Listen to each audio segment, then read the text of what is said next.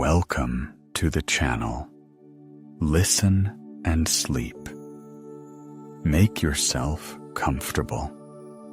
Find a position where your body can release its tension and your breathing can become steady and unhurried.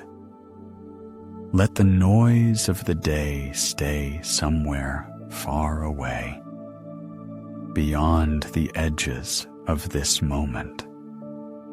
Let your thoughts slow down.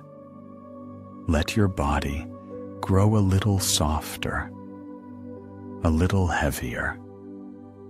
Today we begin a long journey along the spiritual paths of ancient India to the very origins of human thought, to texts older than Homer, older than the classical pyramids, to the Vedas and the Upanishads, the most ancient sacred books known to our world.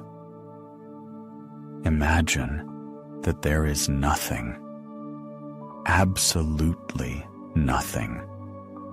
No light, no darkness, because darkness implies space, and there is no space. No air, no earth, no sky, no water, no stars, no time, not even emptiness, because emptiness is also something, and here there is nothing at all. There is neither existence nor non-existence. There is neither life nor death, nor immortality. There is neither day nor night. Try to picture this. Not a black screen, not outer space, not closed eyelids, but the complete absence of anything whatsoever. Only something singular, breathing without wind by its own power. This is not merely a poetic image. These are the opening lines of one of the most ancient texts in the history of humankind. Nasadiya Sukta, the hymn of creation from the Rig Veda, the 129th hymn of the 10th book. It is more than 3,000 years old, perhaps 3,500. No one knows for certain, and there is a beauty in that too. The hymn does not begin with an answer, not with an assertion, not with a command. It begins with silence, with a state in which nothing yet exists, not even a question. And then, from somewhere within that unimaginable abyss, desire arose. The first impulse, the first breath. No God created the world. No lightning split the sky. No voice commanded light to appear. Instead, desire, thin as a spider's thread, stretched from non-being into being. The sages, the hymn tells us, searching with wisdom in their hearts, found the bond between that which exists and that which does not exist. A thread stretched across. What was below? What was above? There were seeds, and there were forces. Below, energy. Above, impulse. And here, something astonishing happens. The one who composed this hymn, an unnamed sage who may have sat on the banks of the great river Saraswati thousands of years ago, stops. He does not give an answer. He says, perhaps it was exactly so, or perhaps it was entirely different. Were there gods? But the gods appeared after this creation. How could they know what came before them? Who then knows for certain? Who can speak of it? The final lines of the hymn say this: the one who watches over this world from the highest heaven, the one sometimes called the Creator, he perhaps knows, or perhaps even he does not know. Listen closely to these words.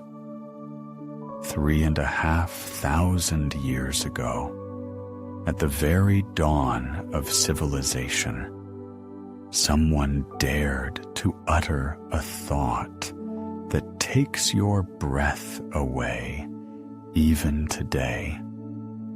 Even the Creator of the world, even the supreme observer, may not know how the world came into being. And this was not despair.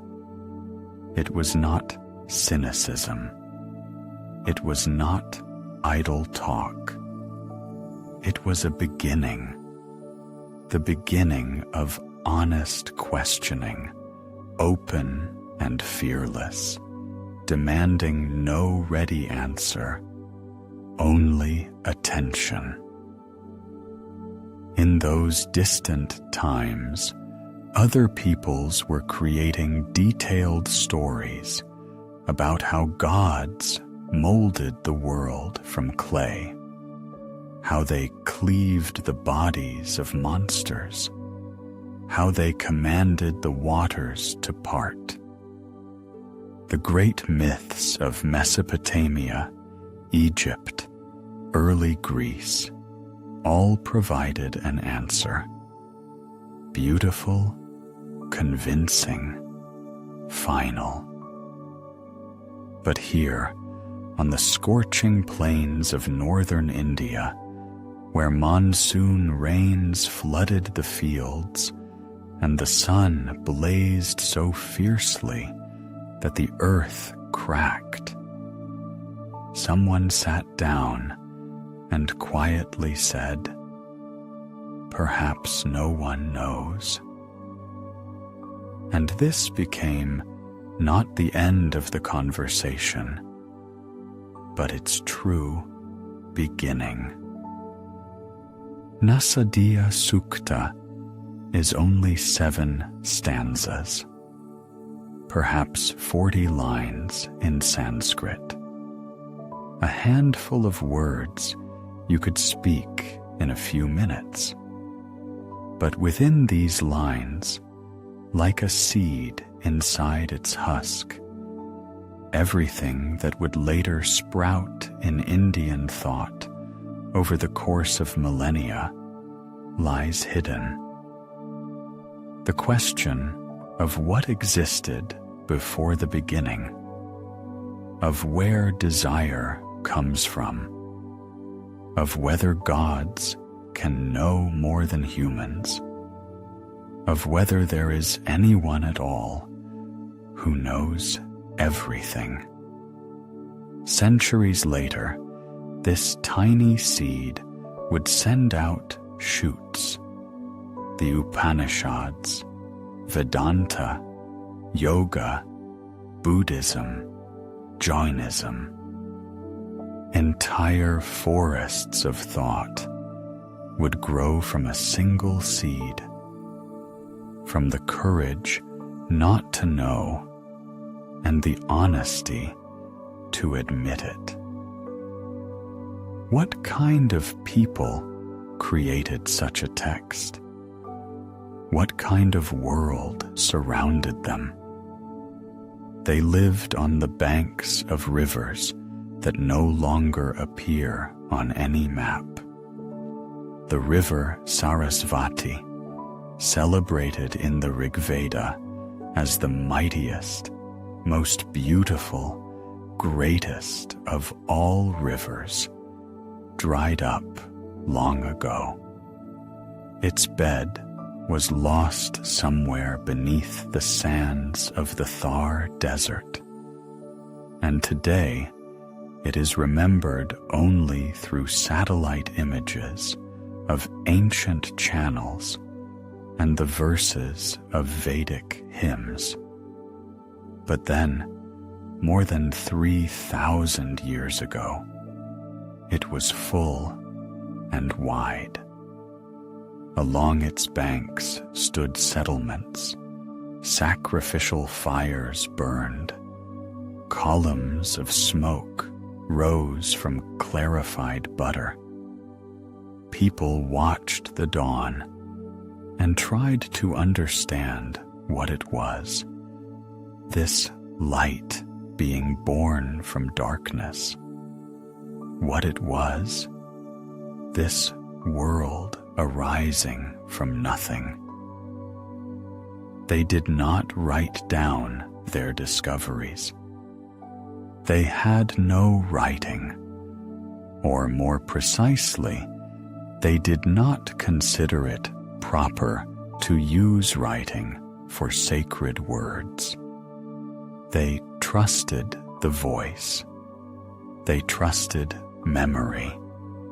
They trusted rhythm, which helped words hold together in the mind the way stones hold together in an arch, tightly, precisely, each one in its place.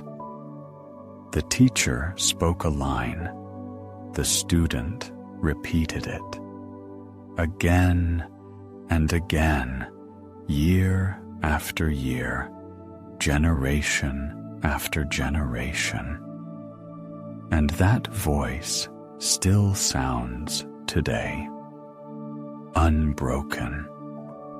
For more than 3,000 years, from teacher to student, from father to son, from one dawn to the next.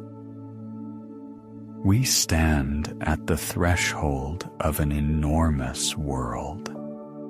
Ahead of us lie the Vedas, the most ancient sacred texts of India, hymns addressed to gods of fire and wind, of dawn and storm, rituals in which clarified butter and bundles of herbs burned on copper altars, and every offering was accompanied by a cry that rose toward the sky together with the smoke.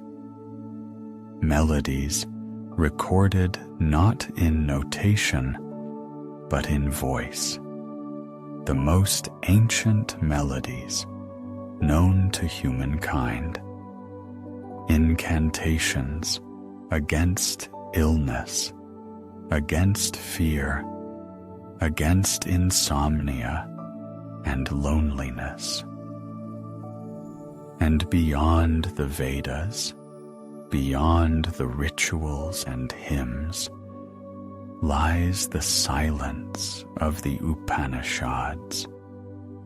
Stories of a boy who came to the god of death and demanded an answer, of a woman who twice challenged the greatest sage of her era, of a young man who one day discovered that he himself was what he had been seeking his entire life.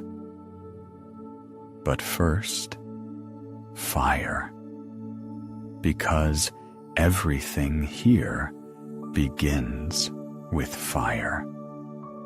The very first word of the Rig Veda, the very first word of the most ancient book of humankind, is the name of a god who burns. Agni mile purohitam. I praise Agni, the household priest.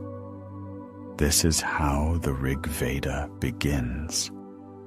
Not with the sky, not with water, not with earth, but with fire, with a tongue of flame rising from the sacrificial altar toward the dark sky, with the smell of clarified butter poured onto glowing coals, with the crackling of dry branches and a thin column of smoke reaching upward toward the stars, toward the gods. Agni. Try saying this name slowly, and you will feel the heat already living within it.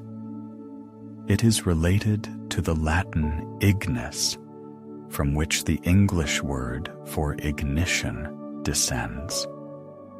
It shares the same root as the Russian word for fire. Thousands of years and thousands of miles, and the connection has not been broken, because fire was everywhere. Fire was the beginning. But for the Vedic sages, Agni was something far greater than simply a flame in a hearth. Agni was the intermediary. Imagine this. People stand on the earth, and gods dwell somewhere in an unreachable height above. How do you send them your offering? How do you deliver gratitude, a request, a plea? You need someone who will take the gift from the earth and lift it to the sky. And that someone is fire. Agni was called Mukham Devanam, the mouth of the gods. Everything you place in the fire reaches the gods directly.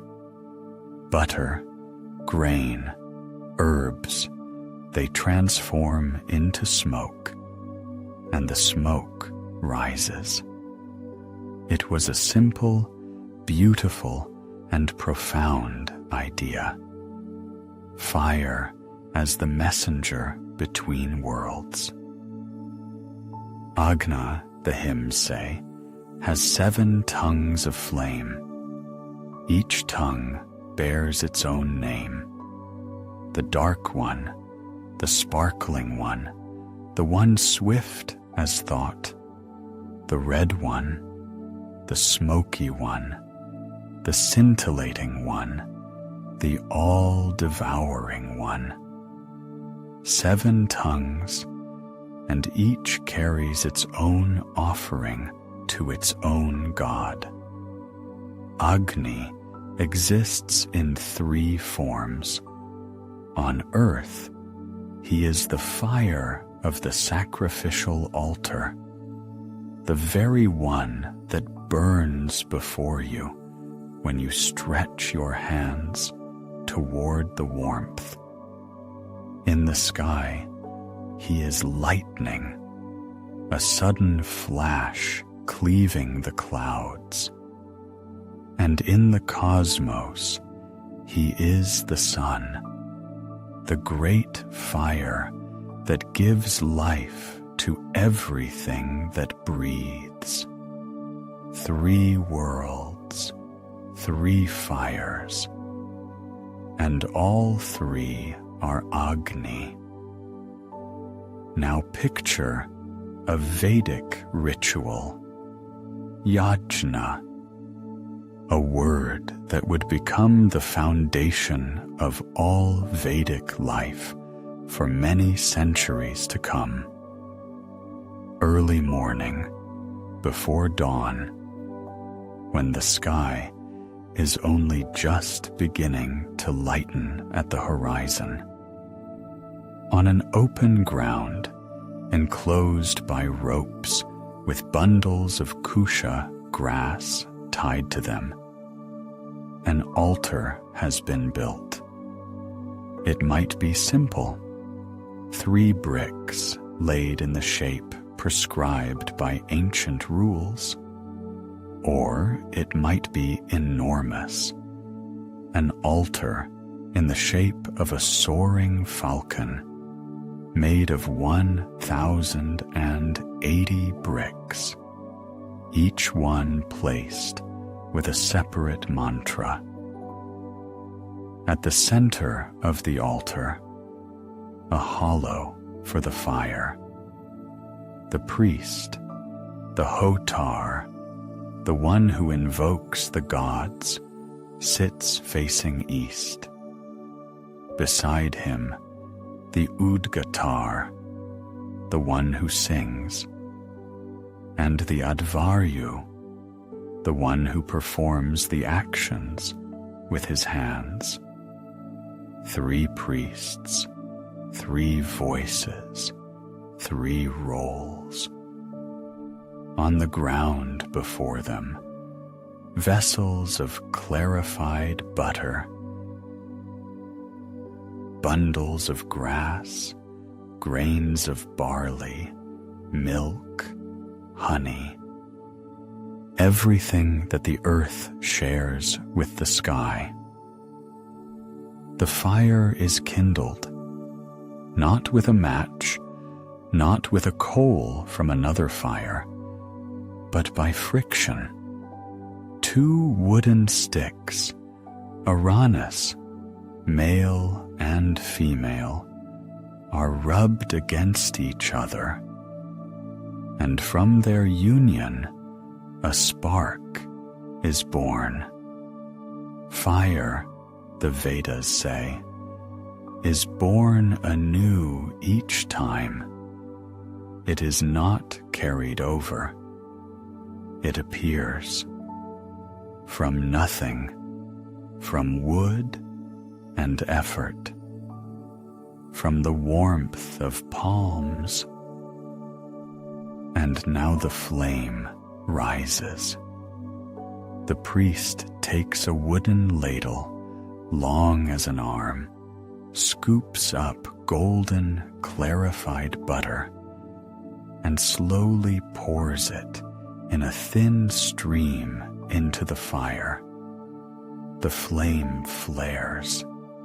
The butter hisses, turning into smoke, and the priest utters the word that has sounded on this earth thousands of times, a word older than any other ritual cry. Svaha.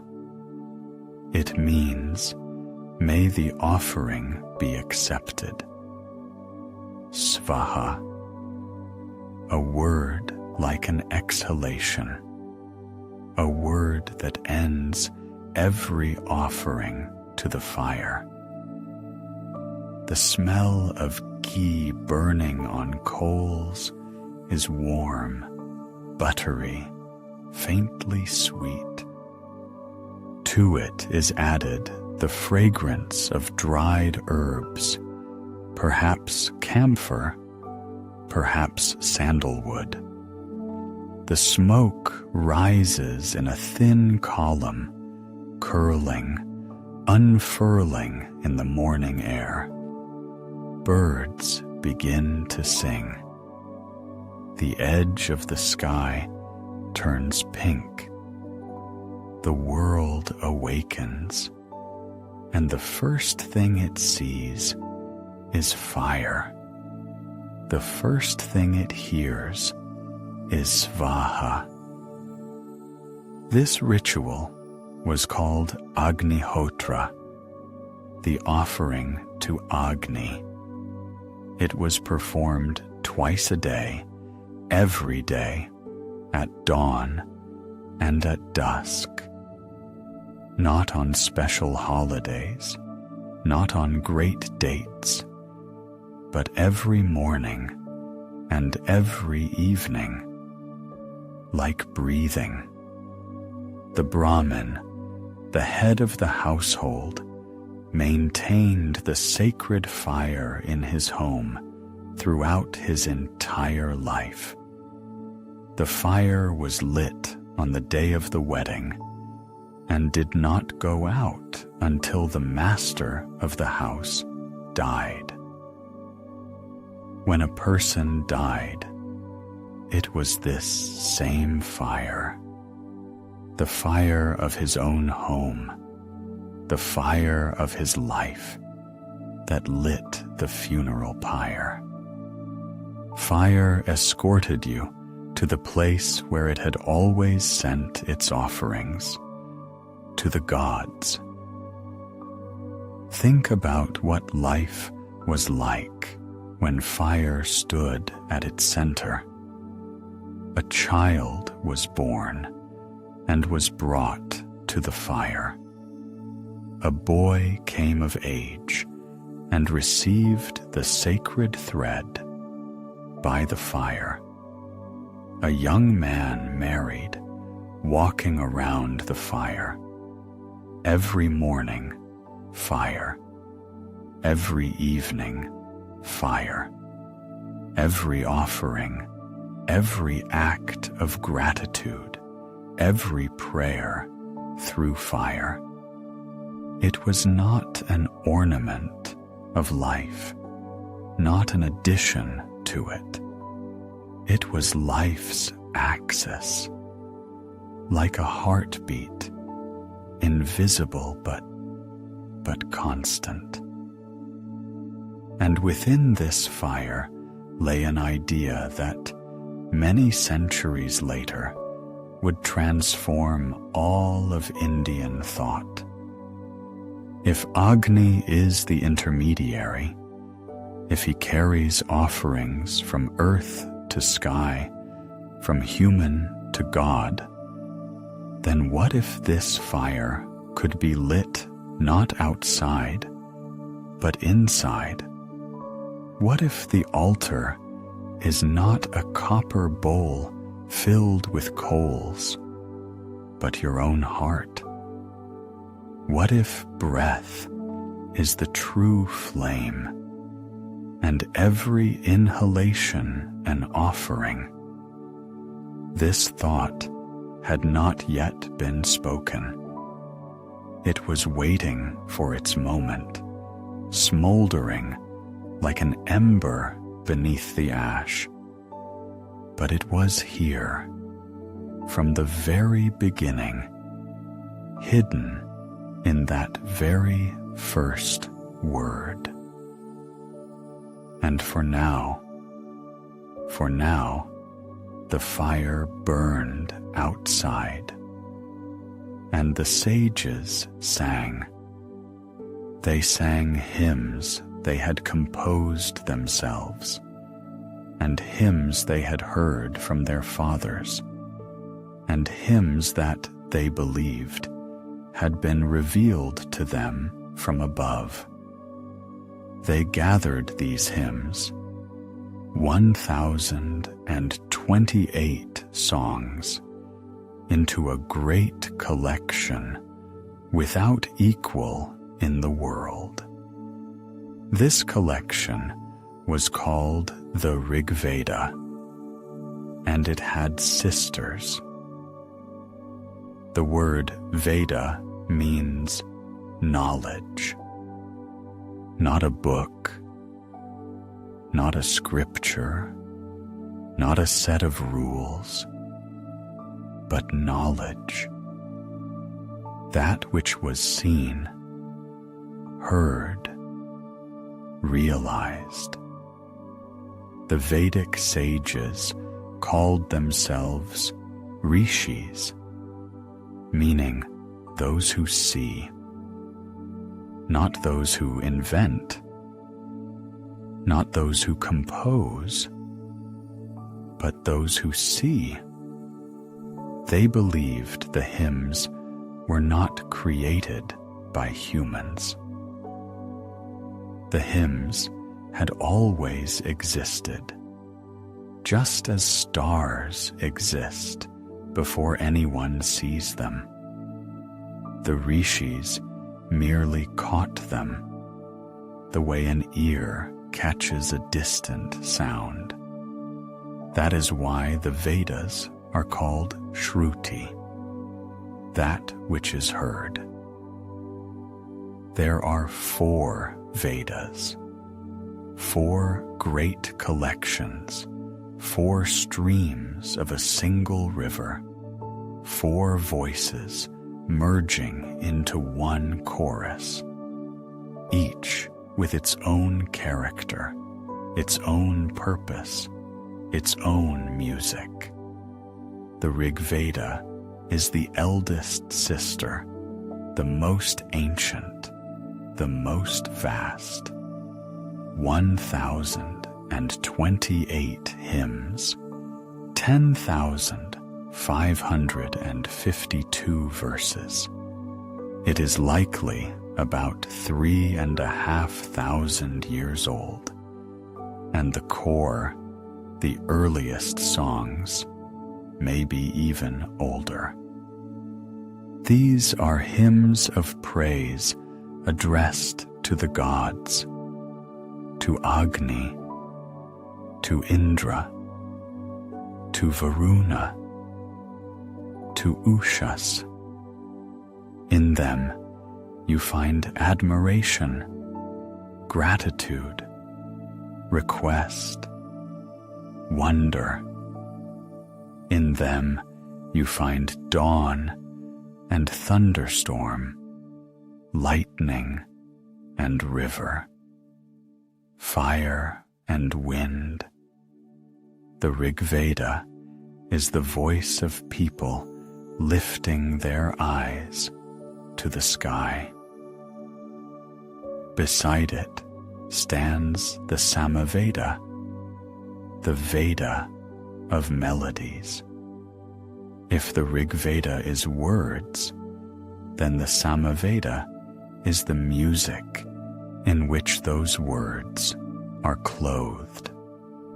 Nearly all of its texts are taken from the Rig Veda, but here they are not merely spoken.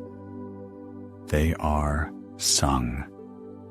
Each hymn is furnished with melodic instructions, which note to sustain, where to rise, where to descend, where to fall silent. These are the most ancient notated melodies in the history of humankind, older than Gregorian chant by 2 millennia, older than any music we can reproduce. The oud guitar, the singer-priest, performed them during the ritual, and it was believed that a correctly sung melody possessed power no less than the offering itself. Sound was the second fire, rising toward the gods. The third is the Yajurveda, the Veda of rituals.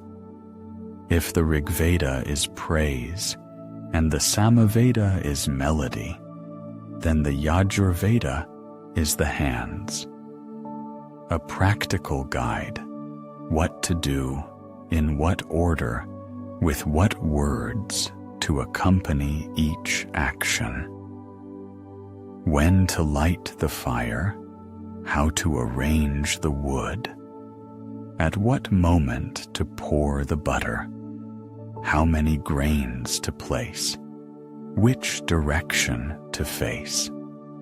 The Yajurveda exists in two versions, black and white. The black interweaves formulas and explanations like threads in a fabric.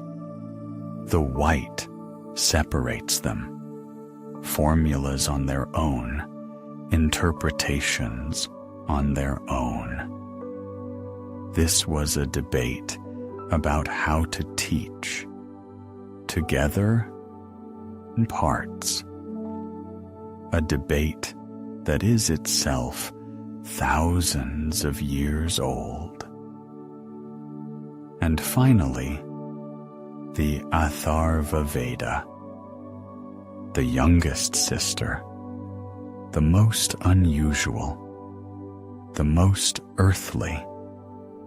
If the first three Vedas are turned toward the sky, toward the gods, toward ritual, then the Atharva Veda is turned toward everyday life.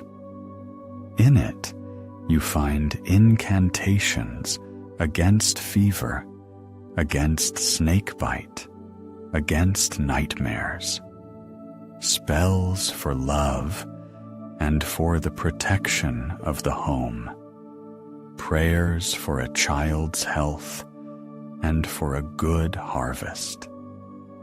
But not only that, here too are profound philosophical hymns no less powerful than the finest songs of the Rig Veda. A hymn about breath, prana, as the foundation of life. A hymn about time as the driving force of the universe.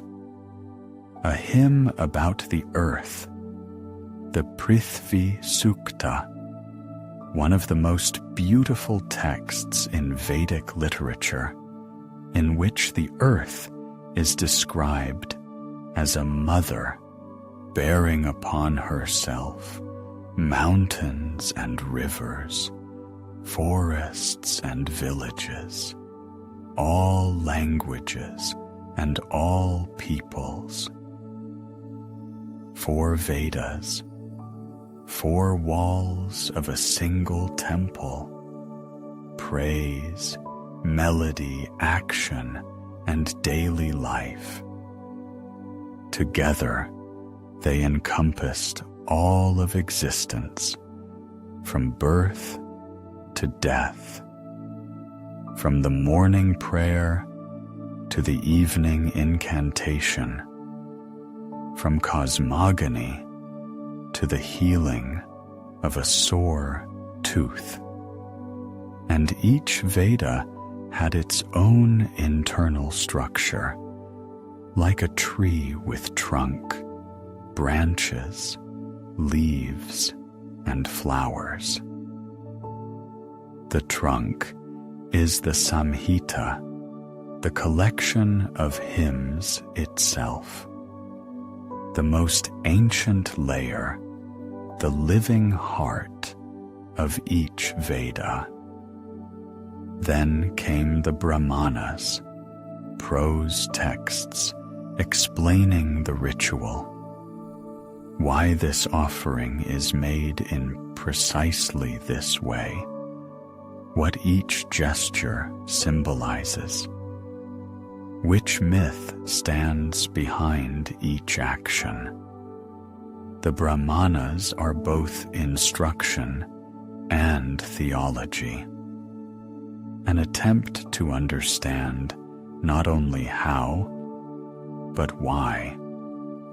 After the Brahmanas came the Aranyakas, the forest books, texts for those who had withdrawn from the world.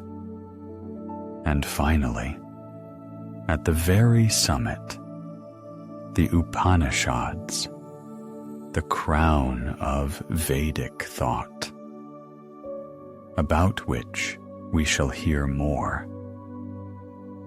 Samhitas, Brahmanas, Aranyakas, Upanishads, 4 layers of each Veda, from outer to inner, from action to contemplation, from the fire in the hearth to the fire in the heart. And this movement, from ritual to philosophy, from gesture to understanding, is perhaps the greatest story that Vedic literature tells. The story of how people began with offerings to the gods and ended by discovering God within themselves.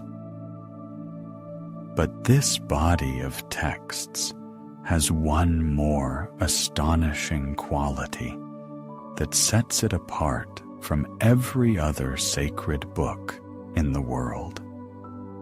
The Vedas were not written down. Not a single line was carved in stone, traced on papyrus, or pressed into a clay tablet. For over 1,000 years, and some scholars say much longer, this colossal collection of texts existed in only one place, in human memory. And how people accomplished this is a story in itself, one that staggers the imagination no less than the hymns themselves. Try to picture it. You are a boy, 7 or 8 years old. Your father takes you to a teacher, a guru, to his home, and leaves you there. From that day on, you live in the guru's house. You carry water, gather brushwood for the fire, milk the cows, sweep the yard, and in the morning, before dawn, you sit facing the teacher, and what begins will last for 12 years. The teacher speaks a line. You repeat it. The teacher speaks it again. You repeat it again. Every word, every syllable, every accent must be exact. Not approximate, but exact. Because this is not about verses that can be retold in your own words. This is about a sound that was heard by a rishi in time beyond memory. That sound is sacred. Every intonation carries meaning. To change even one vowel is to change the world that this sound carries within it. But how do you memorize thousands of verses without confusing a single syllable? How do you transmit them through generations without distortion, without error, without loss? The Vedic teachers developed a system without equal in the history of humankind. A system that modern scholars compare to computer algorithms for data verification. The first level is samhitapatha, continuous recitation. The text is spoken as it sounds, word after word, phrase after phrase, in an unbroken stream. This is the foundation, but it is not enough. The second level is padapatha, word-by-word recitation. Each word is spoken separately, with a pause, like a bead on a string. Here you learn to see where one word ends and another begins, because in Sanskrit, words merge into one another like drops of water. The third level is kramapatha, recitation in pairs. First word, second word, then second word, third word, then third word, fourth word. Each word is spoken twice, like a step on a staircase where you place one foot before lifting the other. If you make a mistake in one word, the error will show up in the next pair. It cannot hide. And then come the higher levels, and here human ingenuity reaches a summit that seems almost unbelievable. Jatapatha, braided recitation. First, second, second, first, first, second, then second, third, third, second, second, third. The words are woven like strands of hair, forward and back, forward and back. And finally, Ganapatha, the most complex method. Here the words are rearranged in such an order that any mistake becomes immediately audible. It is as if you were testing every brick in a wall by pulling it out, turning it over, putting it back, and checking whether the wall still holds. Modern mathematicians, having studied Ganapatha, concluded that it operates on the same principle as checksums in computer data storage systems. Only it was invented thousands of years before the first computer. But memorization went beyond sound alone. Students swayed their heads in a specific rhythm, right on one syllable, left on another. They moved their hands, marking the rises and falls of tone. The body became part of memory.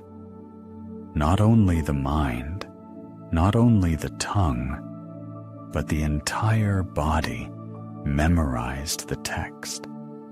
Spine, shoulders, fingers. Rhythm entered the bones. Picture the scene. Early morning on the bank of a river. A group of boys sits in a semicircle before the teacher, legs crossed. They sway in time, their voices merging into a single sound. One voice leads, the others follow. Then another takes the lead. The air smells of smoke from the morning fire, of dew on the grass, of moisture from the river. Birds call to one another in the canopies of banyan trees. And through all these sounds, a steady, measured, ancient voice speaks lines that have been spoken in this very place for hundreds of years before these boys were born, and will be spoken for hundreds of years after they are gone. The result of this system is staggering. The Rig Veda, more than 10,000 verses, has survived across 3,500 years, virtually unchanged. When scholars compared texts from different regions of India, from schools separated by thousands of miles and centuries of isolation, the differences proved negligible. A few variations in pronunciation, a few minor discrepancies in accent, but the substance was the same, word for word, sound for sound. This is the most stable oral transmission of information known to humankind.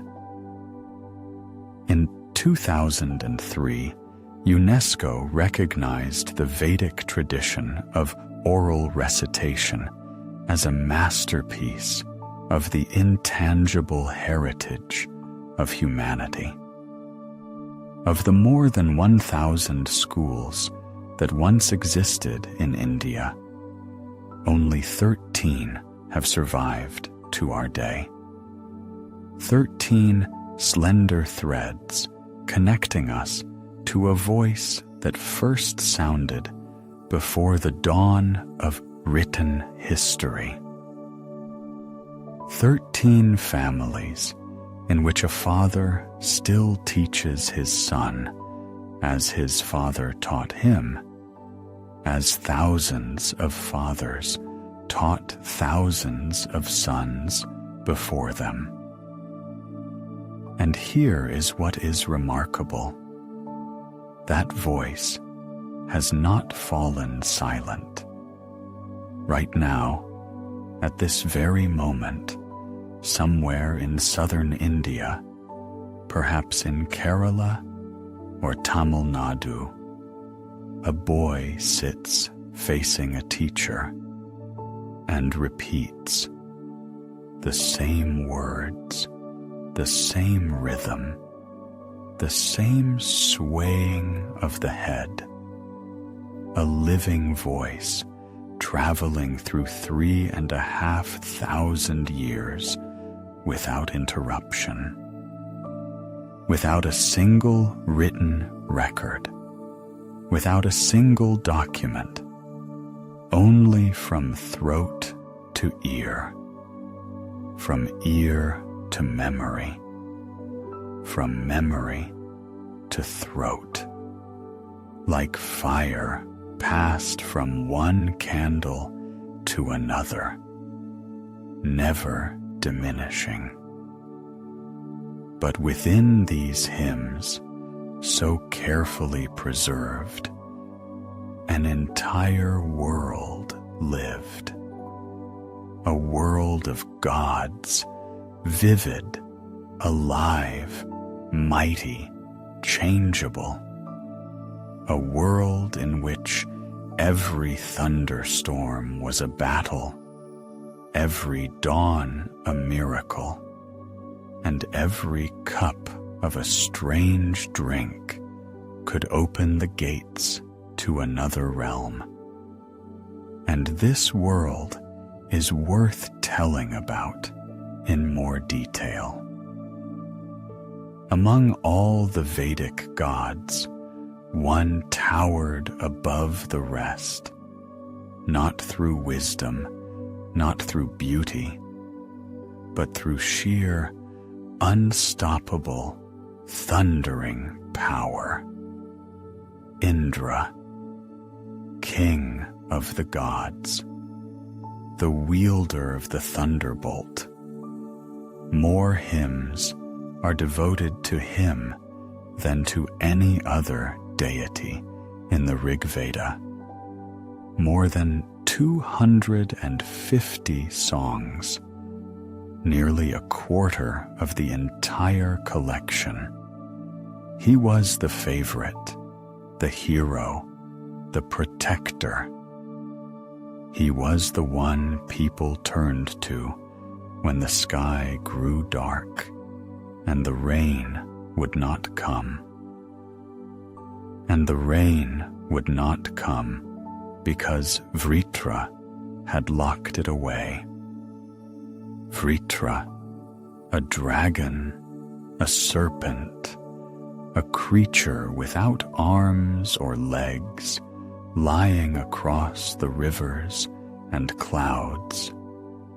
He had surrounded all the waters of the world with 99 fortresses and hidden them inside. The rivers dried up. The fields cracked. Cattle died of thirst. The world was suffocating without water, and Vritra lay there, vast and motionless, not letting a single drop through. And then Indra decided to act. He drank 3 cups of Soma, the sacred drink that grants strength and clarity, about which we will speak more later. Strength surged through his body like a river that has burst its dam. He grew, the hymns say, until he filled both sky and earth.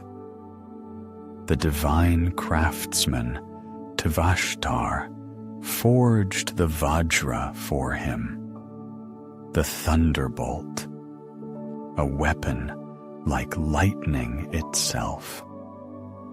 And Indra struck. He destroyed the fortresses, one by one. 99 walls fell. Vritra cracked apart like dry clay, and the waters rushed out.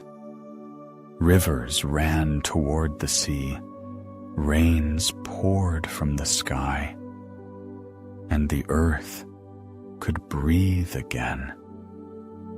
The world came back to life. This story is repeated in the Rig Veda again and again, in dozens of variations.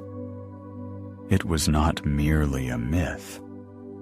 It was an explanation of why rain falls. Every thunderstorm was Indra striking the clouds with his Vajra. Every bolt of lightning was a flash of his weapon. Every clap of thunder was his battle cry. For the Vedic people, a thunderstorm was not a meteorological event. It was a battle. And every time rain finally came after a drought, it meant Indra had won again. But alongside the fearsome Indra lived another god, quiet, invisible, all-seeing, Varuna. If Indra is power and thunder, then Varuna is law and silence. He guarded Rita, the cosmic order by which the sun rises in the east. Rivers flow to the sea, and the seasons follow one another. Rita is not merely natural law. It is moral law, truth, justice, that which ought to be. His 1,000 eyes are the stars of the night sky. Imagine you step outside your hut at night, lift your head, and see thousands of flickering points. Each one is an eye of Varuna watching you. He sees everything, every lie, every broken oath, every departure from truth.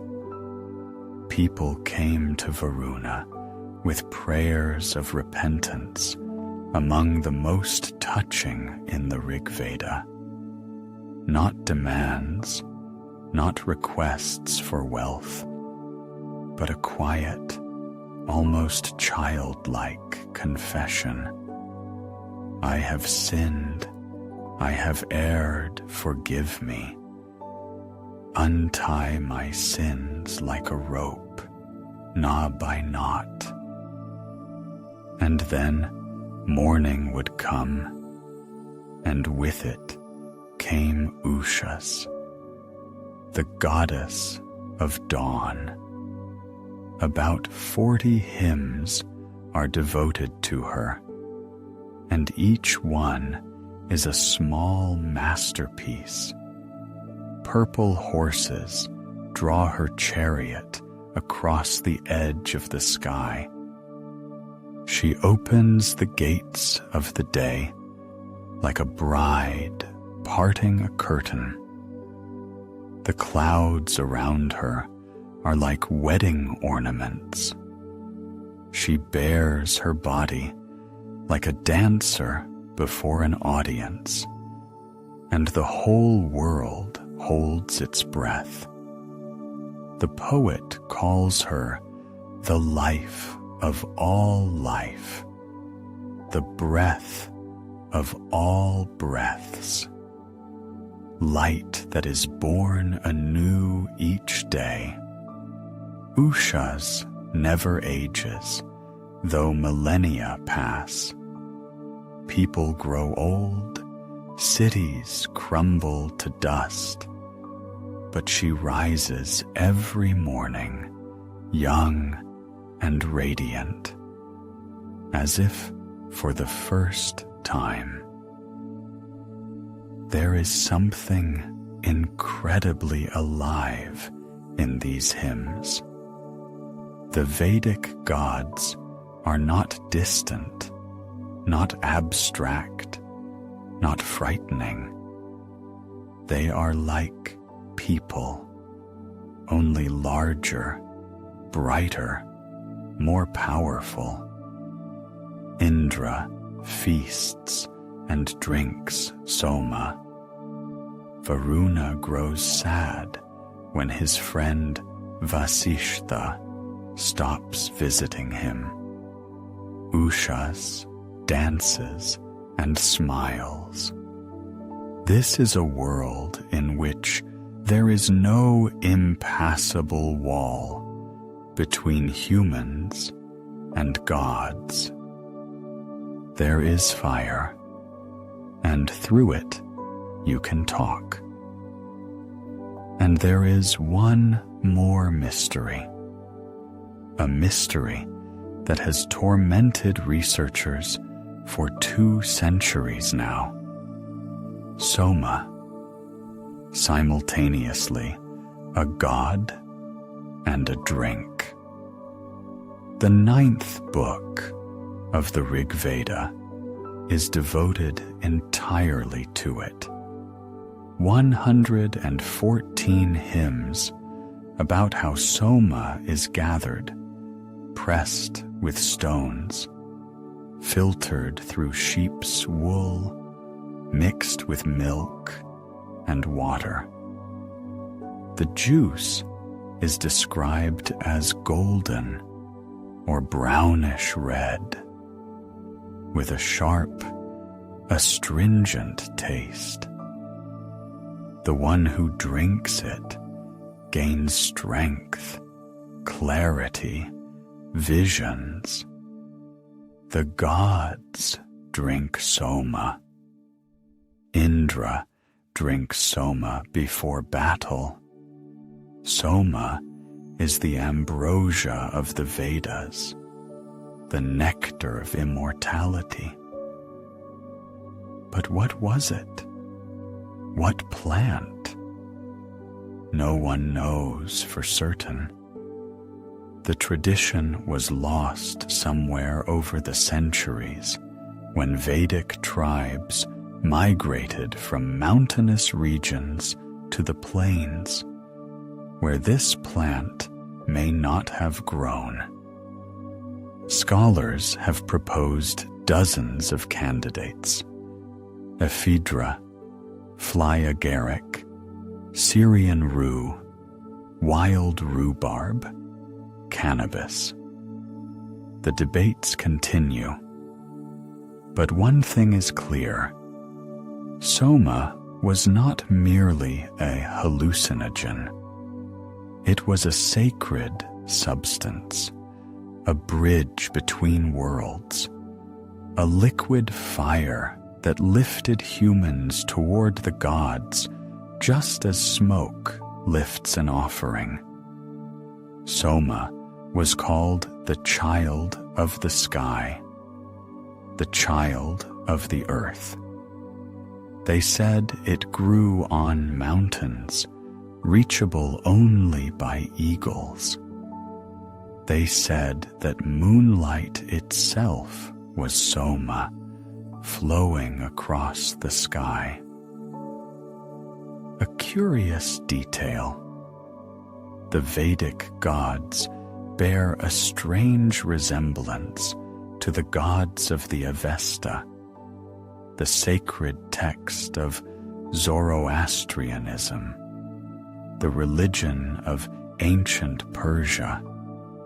Indra and Vritra, Varuna and Mitra, Soma and Haoma, Agni and Atar, as though once, very long ago, before the paths diverged, there existed a single pantheon, a single tradition, and then it split in two, and those whom one side called gods, the other began calling demons. Deva in India means God. Deva in Iran means demon. Asura in India means demon. Ahura in Iran means supreme deity, a mirror image, an ancient family quarrel whose echoes can be heard across millennia. But time moved on. The hymns were gathered. The rituals grew more elaborate. The Brahmin priests grew ever more powerful, for they alone knew how to perform the rite correctly, how to pronounce the formula, how to appease the gods. And at a certain point, something began to change. Someone, perhaps one of those very priests, perhaps a weary warrior, perhaps an old man who had decided to leave the world behind, asked a question that changed everything. Not how to perform the ritual correctly, But why a ritual is needed at all? What does it mean? What stands behind it? And this person went into the forest. The forest in India is not simply trees. It is another world, dense, humid, dark, buzzing with life. Trunks of banyan trees, thick as temple walls, wrapped in creepers. Roots hanging from branches like curtains.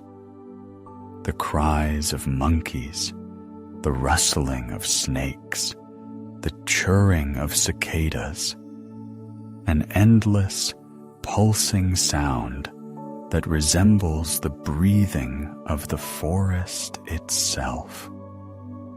Semi-darkness, even at midday, because the canopies close high overhead. The smell of wet earth, rotting leaves, flowers whose names no one knows. Here, in this green darkness, a new kind of thought was being born. Aranyakas, that is what these texts are called, the texts written in the forest. The word aranya itself means forest. Forest books. They appeared after the Brahmanas, those detailed manuals for ritual, and before the Upanishads, those pure philosophical reflections. The Aranyakas stand in the middle, on the boundary, between ritual and philosophy, between village and wilderness, between gesture and understanding. Who went into the forest? The Vedic tradition divided life into 4 stages.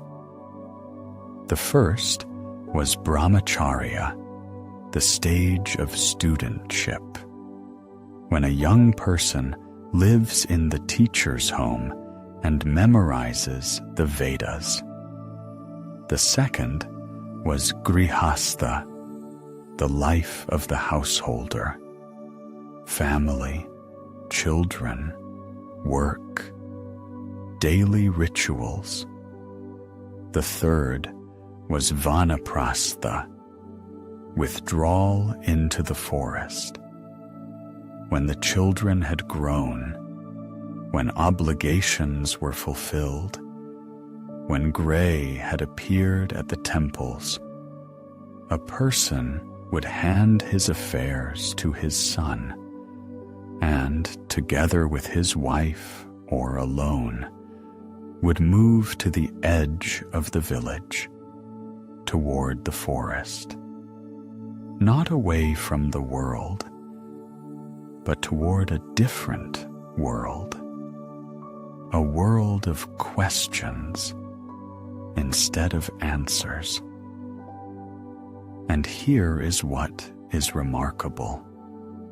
It was precisely there, in those forest retreats, among hermits who cooked rice on embers and slept on beds of leaves, that the great turning point of Vedic thought began. A turning point that would transform the spirituality of India for millennia. The question was no longer how. The question became why, and what for, and what lies behind it all.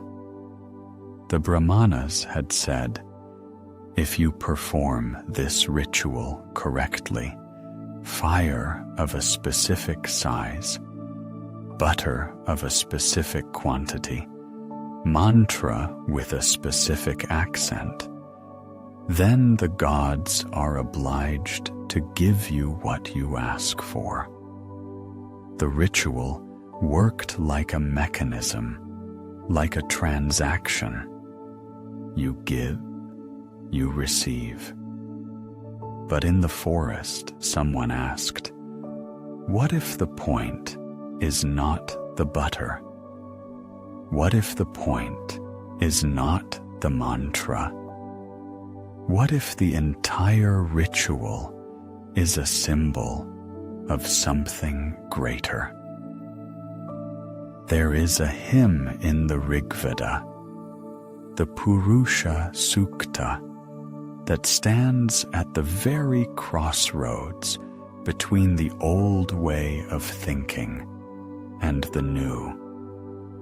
It tells of the cosmic being, Purusha, the thousand-headed, thousand-eyed, thousand-footed.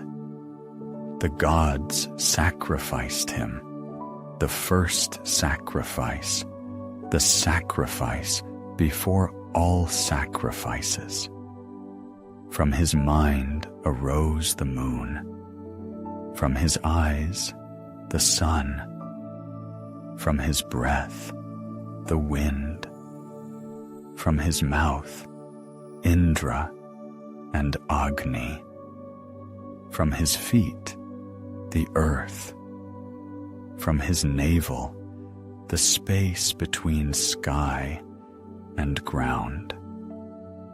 The entire world turned out to be the body of a single being, divided into parts. This is still ritual logic. This is still the language of sacrifice. But listen more closely, and you will find a seed of an entirely different idea hidden in this hymn. If the whole world was created from a single being, then the whole world is that being.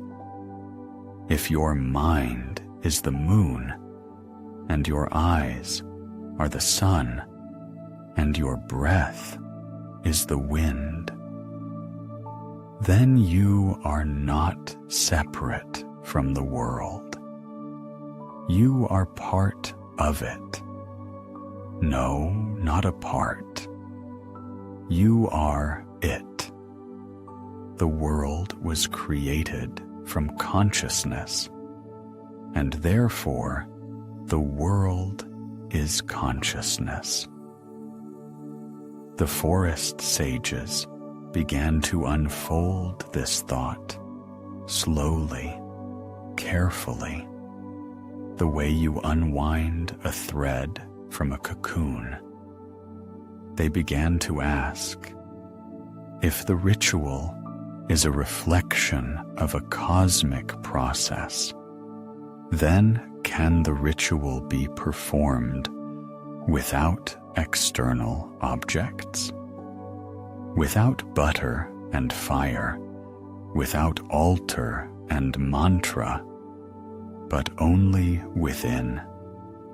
Replace external noise with inner silence. Replace outer fire with inner fire. In the Shatapatha Brahmana, one of the latest ritual texts, an extraordinary phrase already appears. Knowledge is the sacrifice. Not butter, not grain, not soma, but understanding itself. The knowledge of what is happening. The knowledge of who you are. The knowledge of what stands behind everything. It was like a crack in a wall, small, barely visible, but through it, light would pour in and flood. It is precisely here, at this crossroads, between the village and the forest, between the fire in the hearth and the fire in the heart, that the Upanishads are born.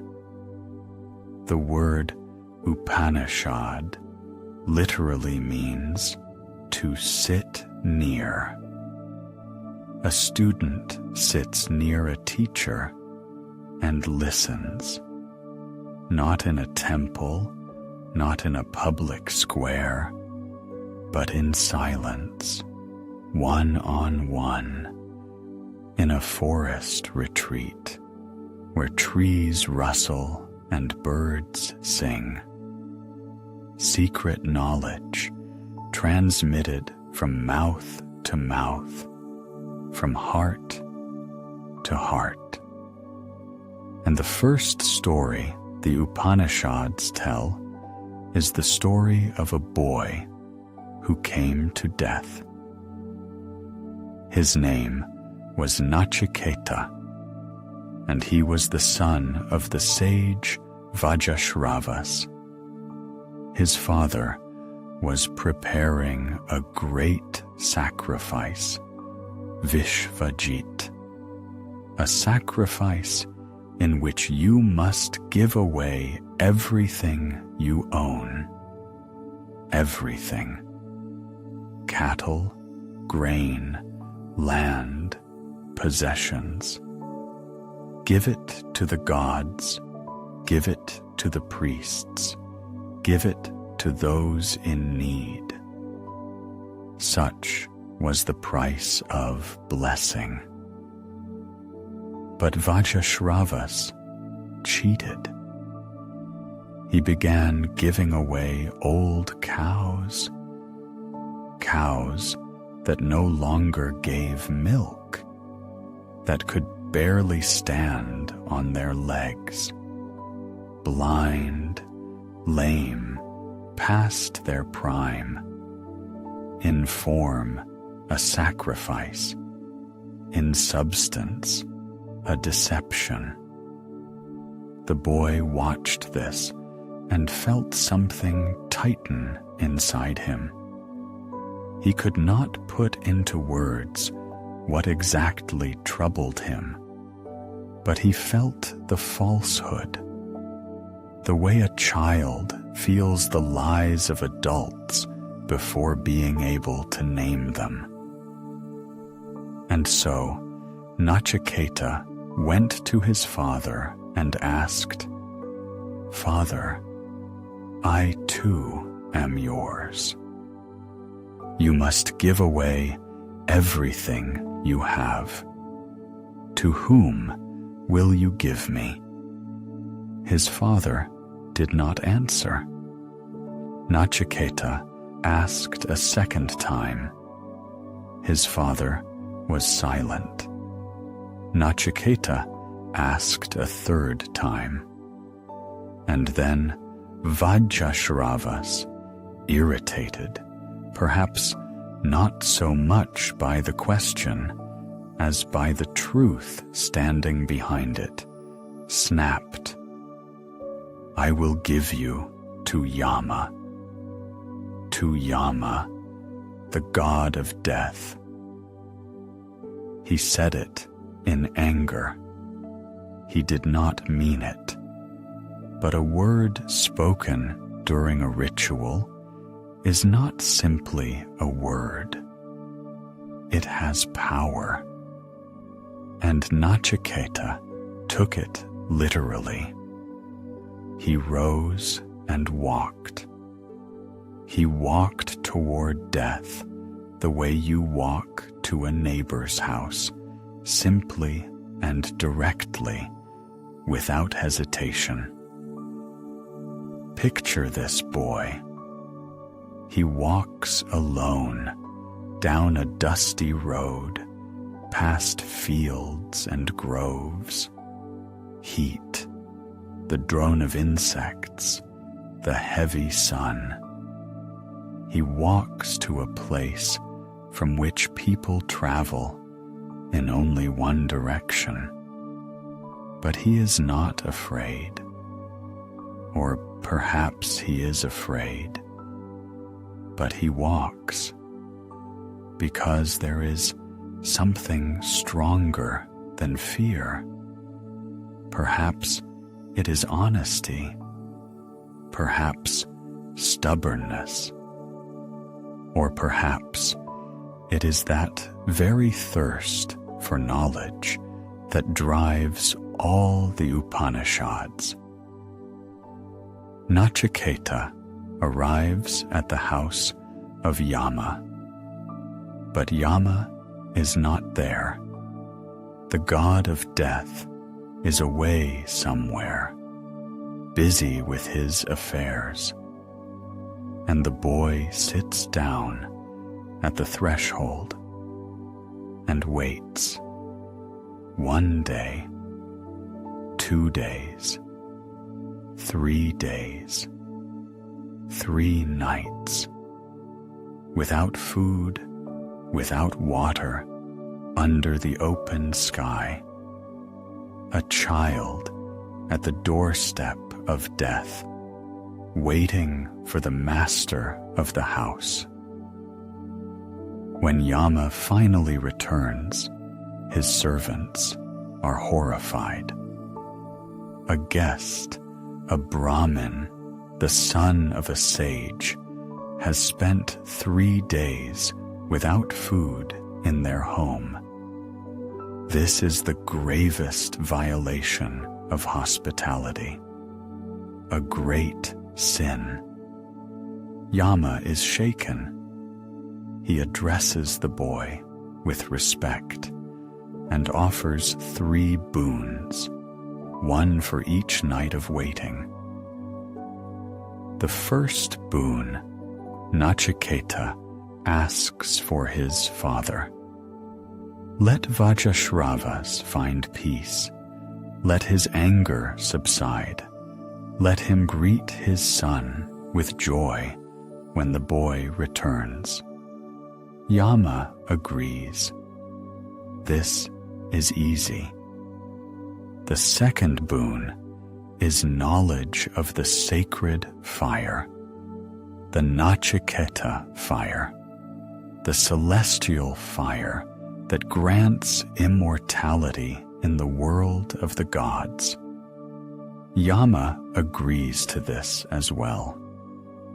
He explains in detail how to build the altar, how many bricks, in what order, which mantras. This knowledge is precious, but it is still ritual, still external. And then Nachiketa speaks his third wish, and this wish changes everything. He says, when a person dies, some say he continues to exist. Others say he does not. I want to know. Teach me. What happens after death? Yama freezes. He, the god of death, the one who knows the answer better than anyone else in the entire universe, hesitates. He says, ask for something else. Ask for sons who will live 100 years. Ask for herds of cattle. Ask for gold and elephants. Ask for an entire kingdom. Ask for a life as long as you desire. Ask for beautiful celestial dancers, music, pleasures that no mortal can access. All of this I will give you. Only do not ask about death. And here the boy speaks words that will become among the most famous in all of Indian philosophy. He says, "All these things are fleeting. Tomorrow they will lose their luster. The dancers will grow old. The horses will fall. The gold will tarnish. A short human life, no matter what we do with it, will end. Keep your dancers, keep your horses. Tell me about that which does not end." Yama smiles, not because the question is simple, but because the boy has passed the test. This is precisely what Yama wanted to verify. Is this child ready to turn away from everything attractive for the sake of truth? And Nachiketa is ready. He has chosen Shreya, the good, over Preya, the pleasant. He has chosen the path that leads upward, not the one that goes in circles. And so Yama begins to speak. He begins to teach. And what he teaches will become one of the deepest metaphors known to humankind. Imagine a chariot, an ordinary chariot, the kind that raced across the plains of ancient India. Wooden wheels, leather reins, 5 horses thundering down a dusty road. Inside the chariot sits the master. On the driver's seat sits the charioteer. His hands hold the reins. The reins are connected to the horses. The horses run along the road. That is the whole picture. Simple, clear, earthly. Now, says Yama, look at it differently. The chariot is your body. The one who sits inside is the Atman, your true self, who you truly are beyond name and form. The charioteer is buddhi, the intellect, the capacity to discern, to understand, to see the essence. The reins are mana, the mind, the stream of thoughts and images. And the horses are the senses, sight, hearing, smell, touch, taste. 5 horses pulling in 5 directions. The road along which the chariot races is the world. The things the horses see along the roadside are the objects of the senses. Beautiful forms, sweet sounds, enticing scents. And here is the question: who is driving?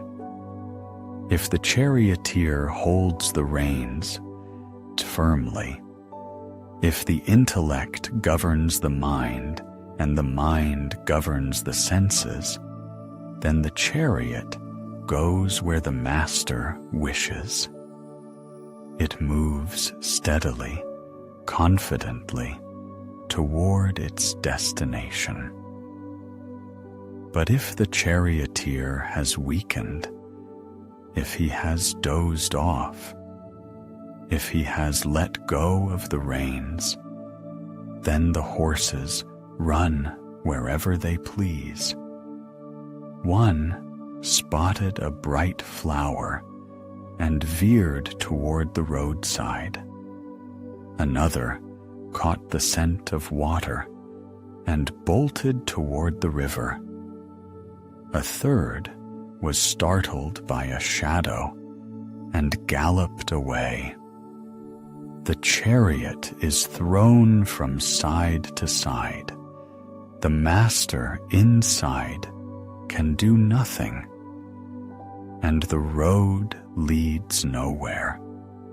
This is a life without discernment, a life in which the senses command the mind, and the mind commands you.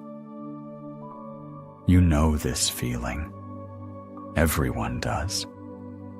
When something attractive suddenly seizes all your attention, and you forget where you were going. When anger blinds you, and you do something you later regret. When fear paralyzes you, and you stand unable to move. The horses have bolted. The reins have slipped from your hands. You are somewhere inside the chariot, thrown from side to side, and you cannot remember who you are. But Yama tells Nachiketa something more. He says, "The one who sits inside the chariot, the one you call I, is never harmed. The chariot may break, the horses may fall, the charioteer may fall asleep, but the master is whole. He is always whole. Because the Atman is not the body, not the mind, not the senses. He is that which observes all of this, that which watches the chariot race, the horses run, the road pass beneath the wheels. But he himself is still. He is not going anywhere, because he is already there. The Atman, says Yama, is smaller than an atom, and greater than the great. It is hidden in the heart of every being. It cannot be seen with the eyes, cannot be heard with the ears, cannot be grasped with the hands. It cannot be reached by thought, because it is the one who thinks. It cannot be known through effort, because it is the one who knows. It can only be stopped being overlooked. It is always here. It was never born and will never die. It does not arise and does not vanish. It is older than the old and newer than the new. When the body is slain, it is not slain. Listen closely to these words. They sound so simple that it is easy to let them pass by. But behind them stands a declaration that overturns everything. If the Atman does not die when the body dies, then death is not the end. Then you are not the body. Then what you call yourself, your name, your face, your habits, your memories, is not you. That is the chariot. And you are the one inside. And there is one more thought that Yama utters almost in a whisper, as though afraid it might prove too vast for a small boy. The Atman that is within you, he says, and Brahman, which is everything, are one and the same. The little self and the great self, the drop and the ocean, the spark and the fire, they are not separated. They were never separated. You simply forgot. Nachiketa listens. A boy at the threshold of death who has received an answer that no living teacher could give. He will return home, Yama has promised. He will return to his father, who waits for him. But he is already different. He has learned something that cannot be unseen, that death does not take the most essential thing, that the most essential thing cannot be taken. The Katha Upanishad ends with these words, and Nachiketa, having received this knowledge from Yama, attained Brahman. He became free from death. And anyone who understands this can also become free. But the Katha Upanishad is not the only story. There are many Upanishads, more than 200, though 13 are considered the principal ones, and in each, its own teacher, its own student, its own question. One of the most vivid stories unfolds not in a forest, not at the doorstep of death, but at a king's court, amid noise, gold, and 1,000 cows.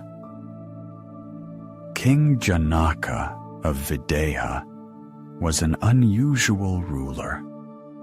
He was a warrior and a philosopher at once, a man who governed a kingdom, waged wars, settled disputes, and yet searched for truth with the same passion with which other kings searched for gold.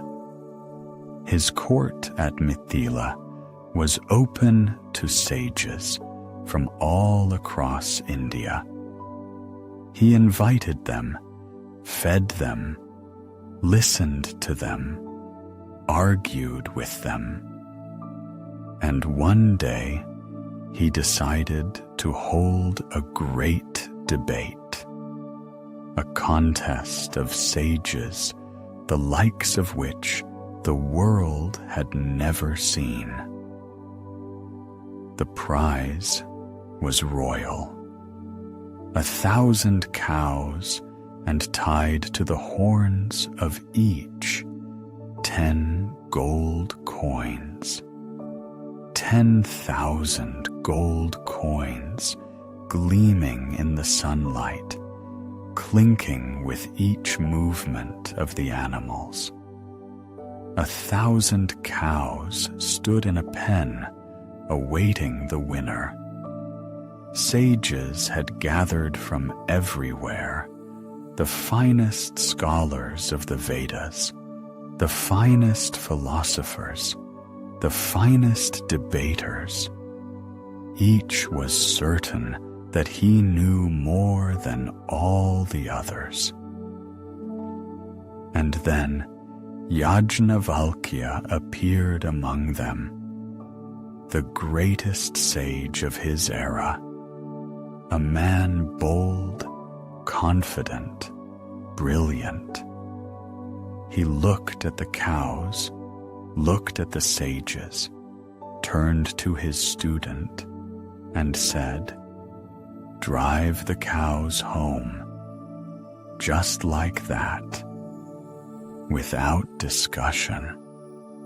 He did not even wait for the debate to begin. He declared himself the winner before anyone had opened his mouth. The hall erupted in outrage. One after another, sages rose and challenged him. One asked about the nature of ritual. Another about the structure of the world. A third about the meaning of sacrifice. Yajnavalkya answered each one precisely, sharply, with a cold, almost mocking confidence. He did not merely know the answers. He knew them so deeply that he could turn any question inside out and show the questioner what he himself had not seen. And then Gargi stood up.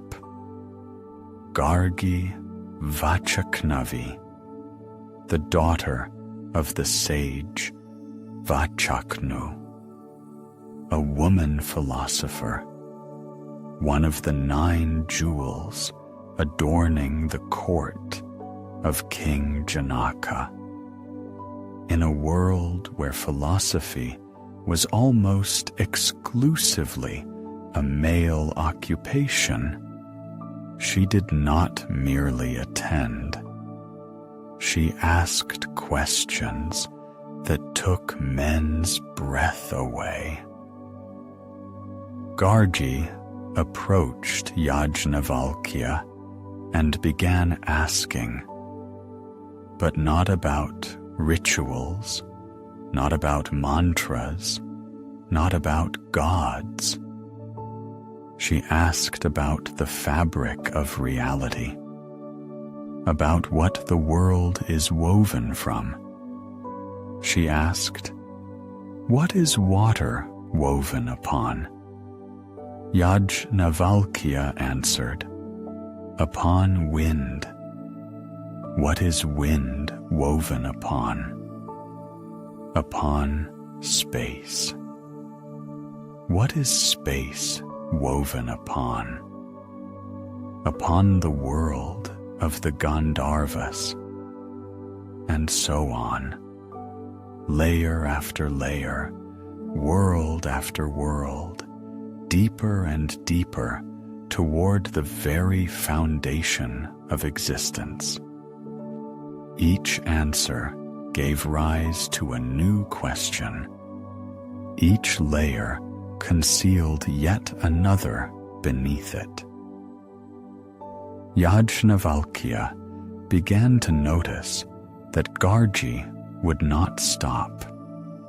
She would dig to the end, to the very bottom, to the point where questions either end or never end at all. And he said to her, "Gargi, do not ask too much. Your head may split apart.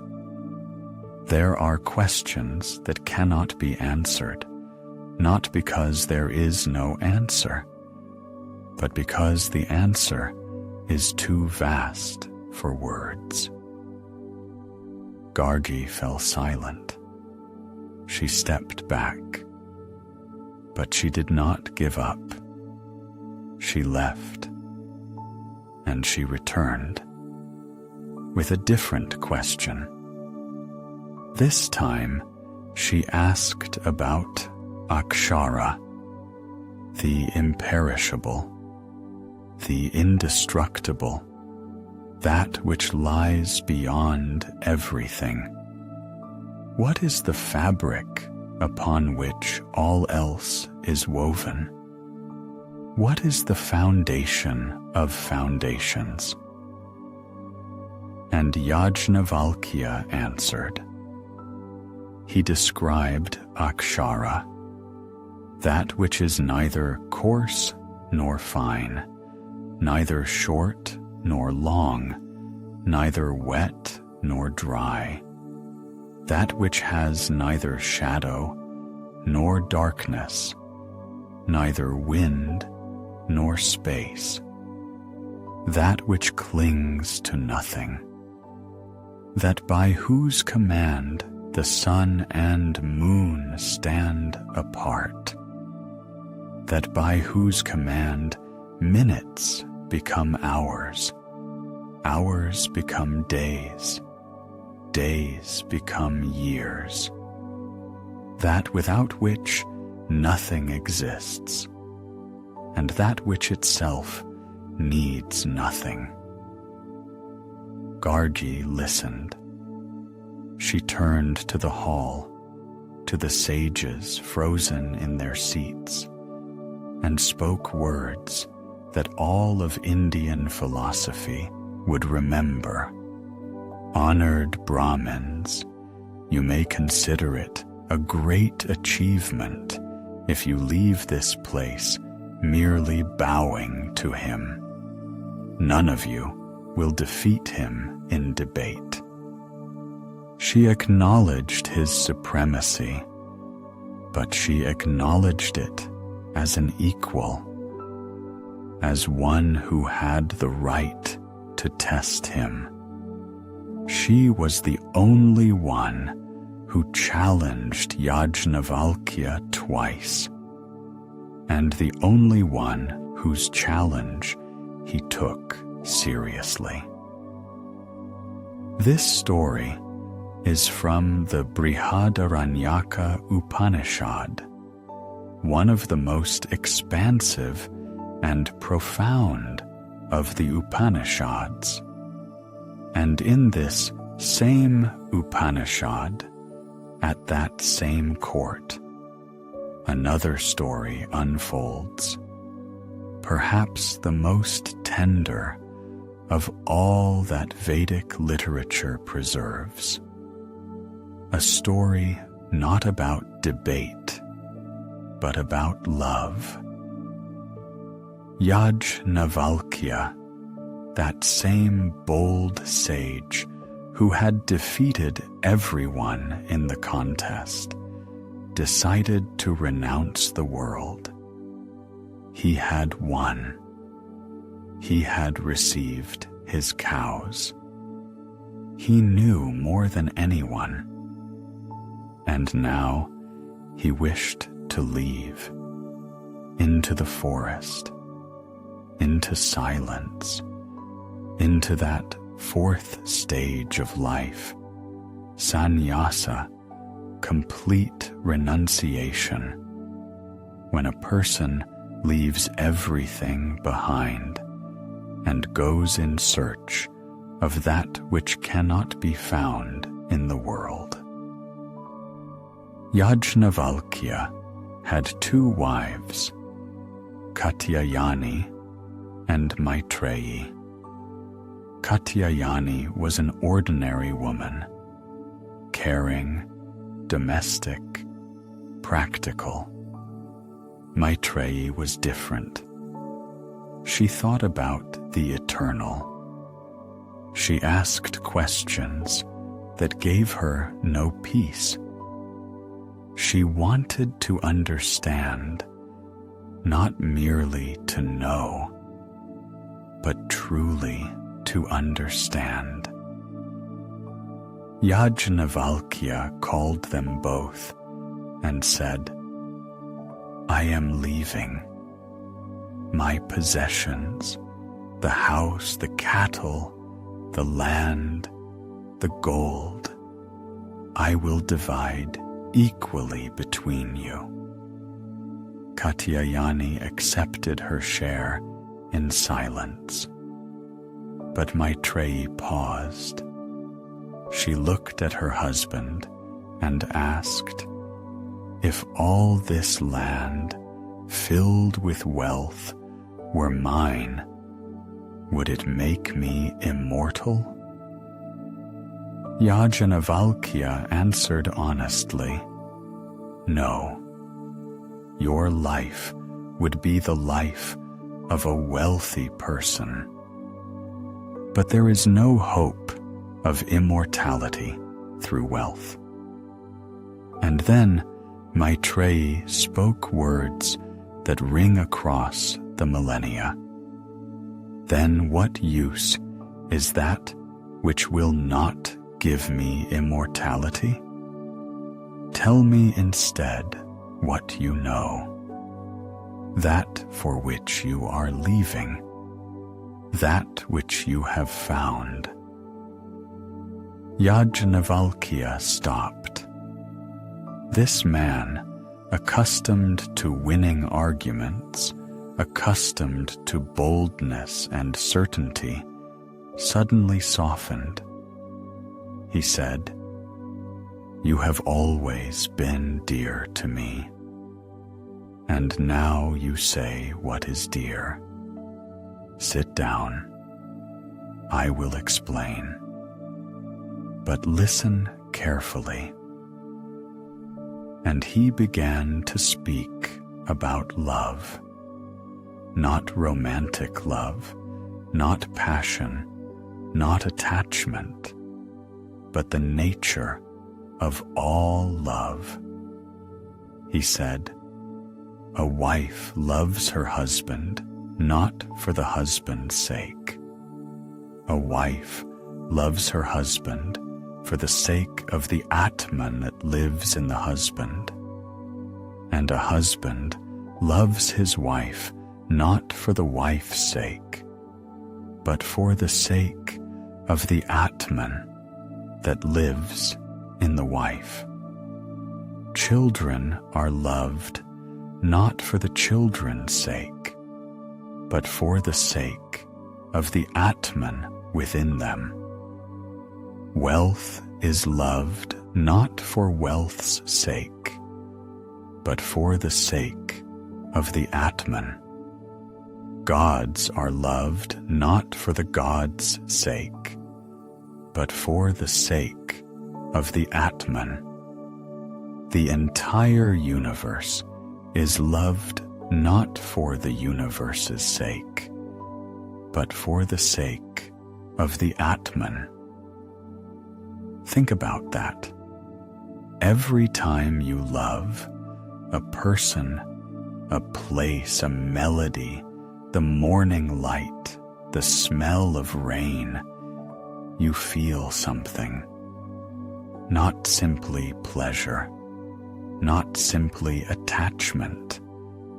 You feel expansion, as though the walls that separate you from the world become transparent for a moment, as though you suddenly stop being only yourself and become something greater. Yajnavalkya says, that is the Atman. That is what shows through love. Every time you truly love, you are touching that which is immortal. The Atman, Yajnavalkya continues, is what must be seen. It must be heard. It must be reflected upon. It must be contemplated. When the Atman is seen and known, then everything is known. because the Atma's everything. Like a drum, when it sounds, you cannot catch its sound with your hand. But if you hold the drum, you hold the sound. Like a conch shell, you cannot catch its hum. But if you hold the shell, the hum is in your hands. Like a veena, you cannot catch the melody. But if you hold the veena and press the strings, the melody is there. So it is with the Atman.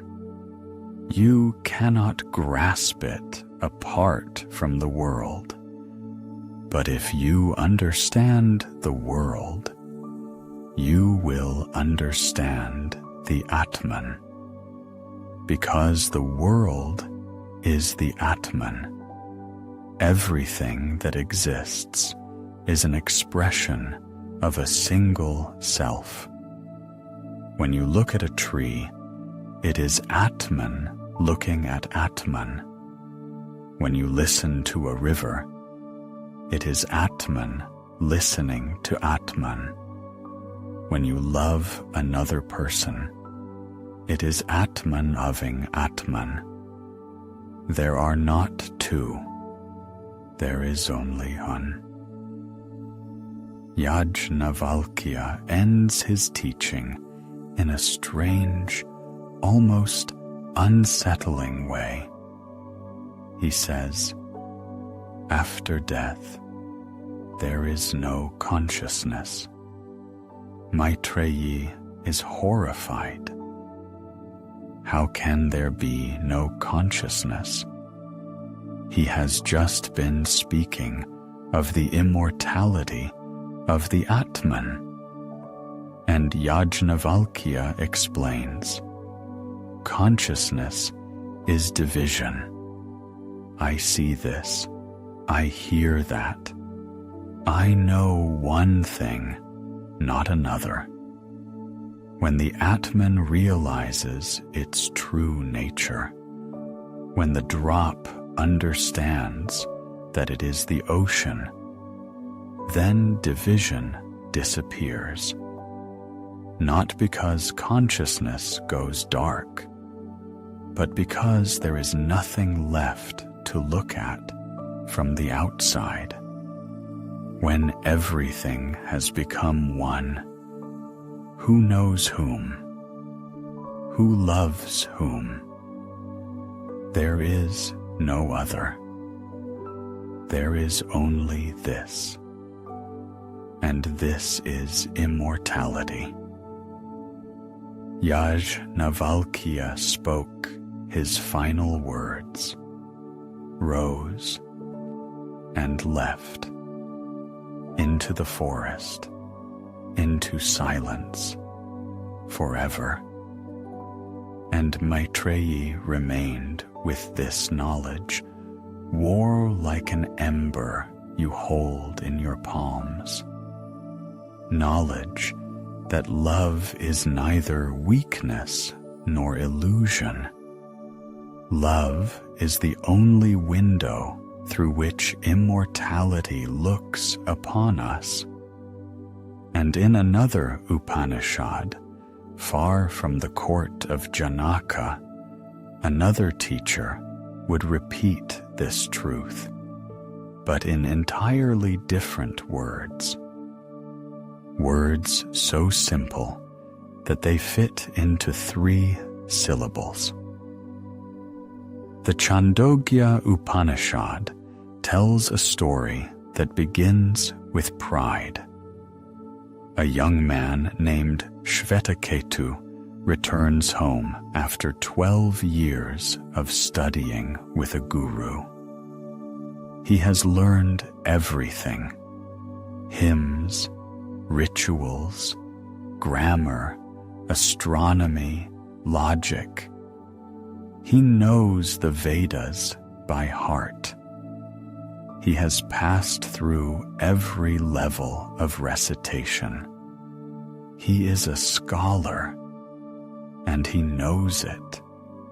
He enters his father's house puffed up with pride, his head held high, with the air of a man who has nothing left to learn. His father, Uddalaka Aruni, looks at his son. He sees the pride. He sees knowledge, but not understanding. And he asks a simple question.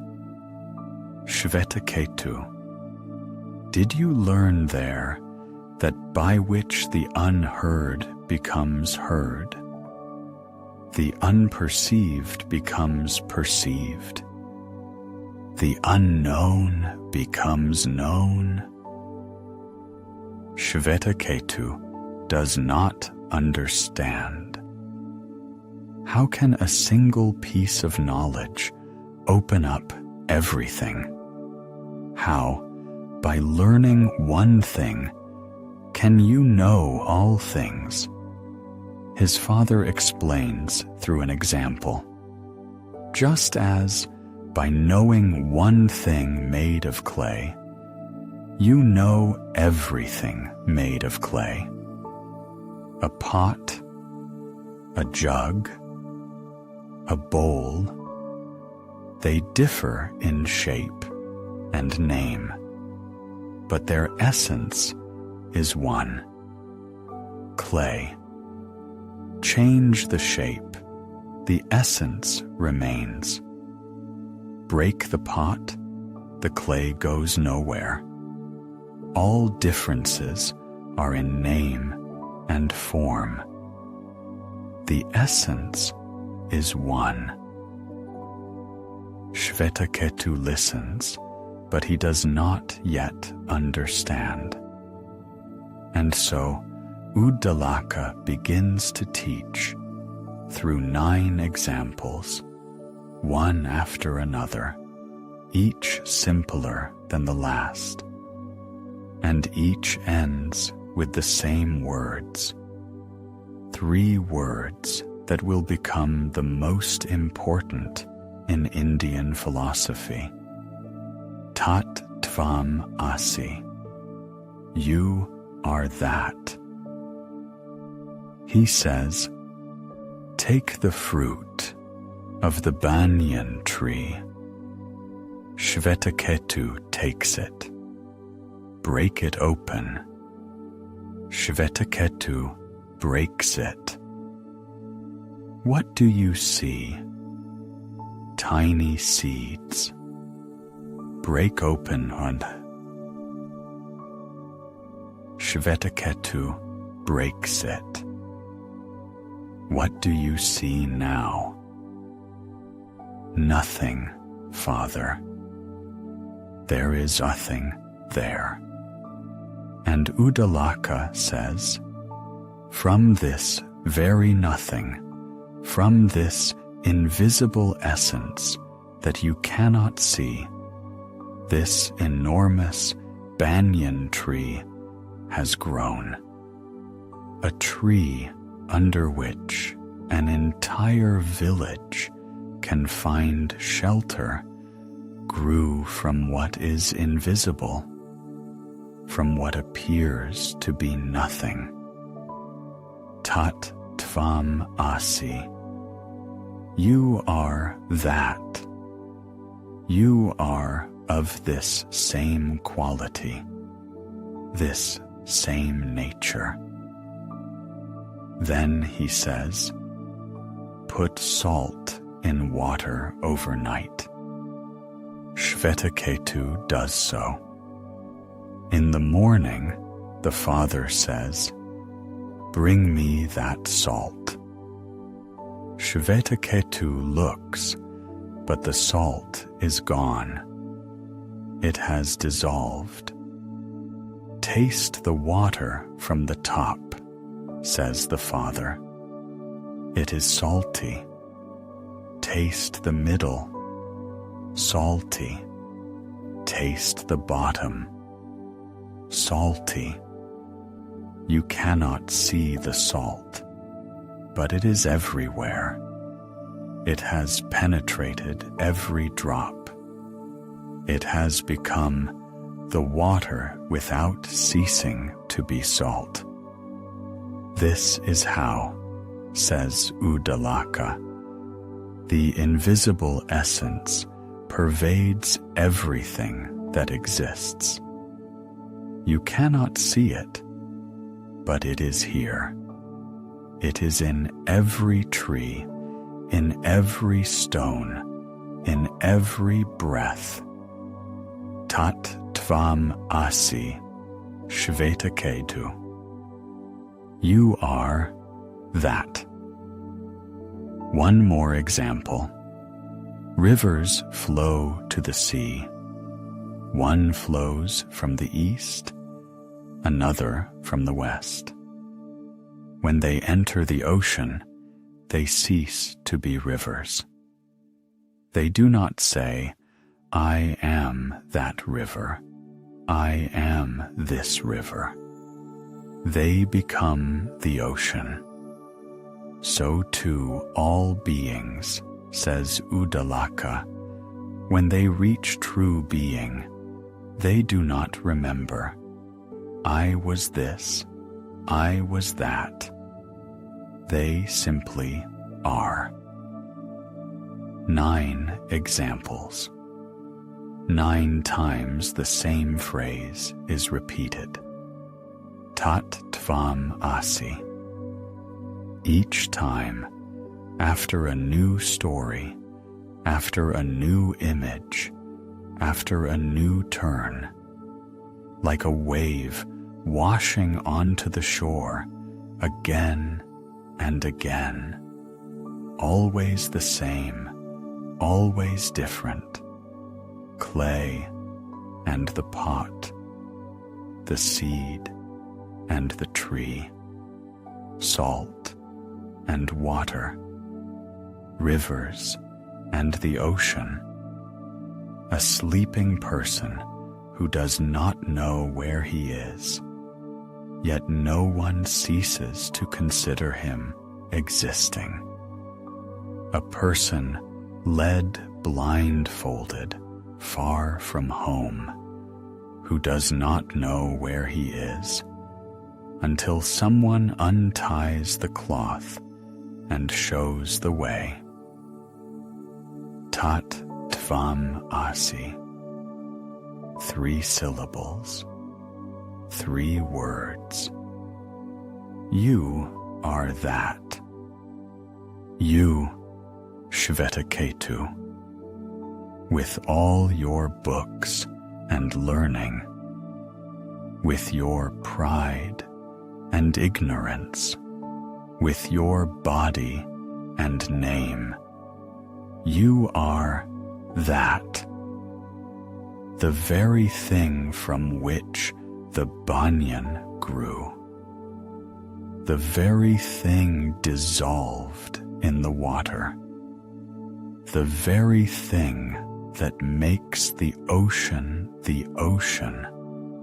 not a part of it, not a reflection, not a likeness. You are it.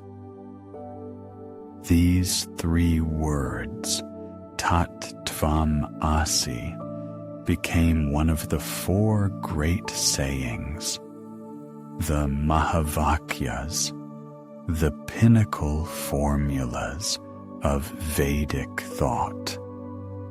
And about them, all 4, it is worth speaking separately. 4 Vedas, 4 great sayings, 1 from each, and all 4 say the same thing, as if the truth were so vast that it needed to be spoken 4 times, in 4 different voices, in 4 different ways, before it could finally be understood. The first from the Rig Veda, from the Aitareya Upanishad, Prajnanam Brahma.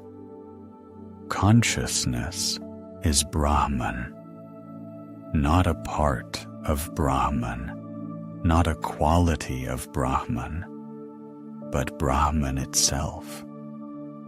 That with which you are aware of the world is the ultimate reality, not the object of consciousness, but consciousness itself. Not what you see, but that by which you see. Think about this. You can close your eyes, and the world disappears. But that which is aware of the darkness remains. That is Brahman.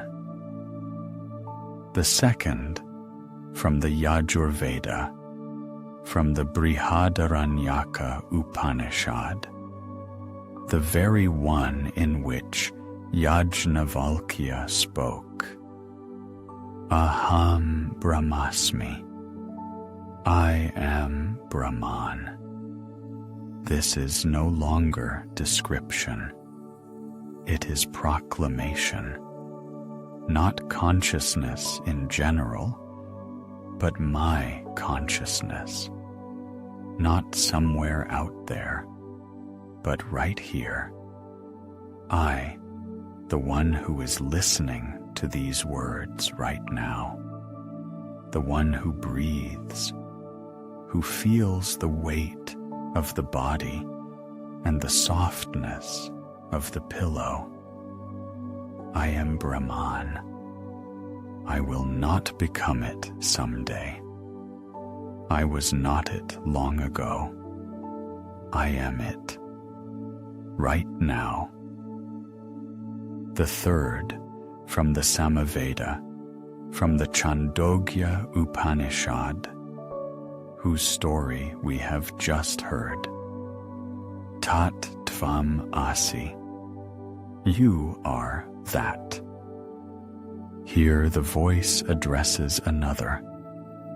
Not I, but you. The teacher says to the student, do not search outside. Do not search in books, in rituals, in the heavens. What you are looking for is yourself. The drop that seeks the ocean is already the ocean. It has simply forgotten. And the fourth, from the Atharva Veda, from the Mandukya Upanishad, Ayam Atma Brahma. This Atman is Brahman. Here there is neither I nor you, only a pointing. This right here is it. The Atman within you, that small, quiet, unnoticed observer, and Brahman, which is everything, the entire universe, all worlds, all stars, all rivers, all thunderstorms, are one and the same, not similar, not connected, not reflecting each other. One. 4 sayings, 4 facets of a single diamond. Consciousness is Brahman. I am Brahman. You are that. This Atman is Brahman.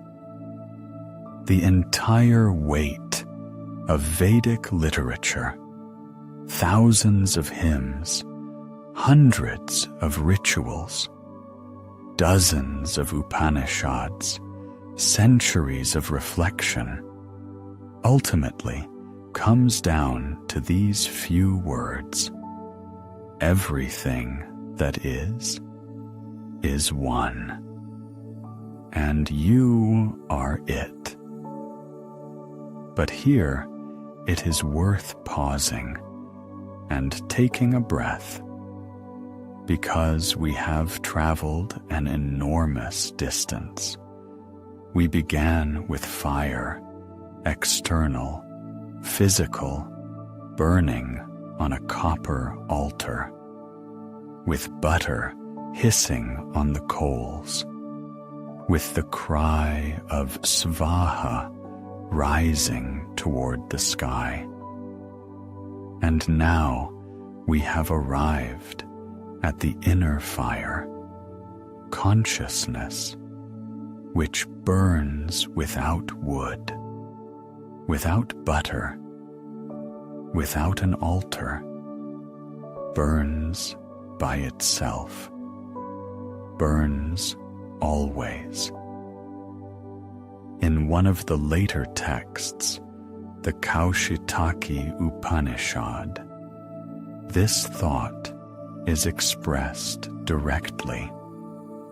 The outer Agnihotra, which you perform at dawn and dusk, should be replaced by an inner Agnihotra, Pranagnihotra, a fire offering through breath.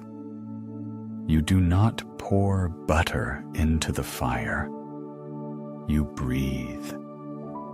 Every inhalation is an offering. Every exhalation is a sacrifice. The food you eat is also an offering to the inner fire.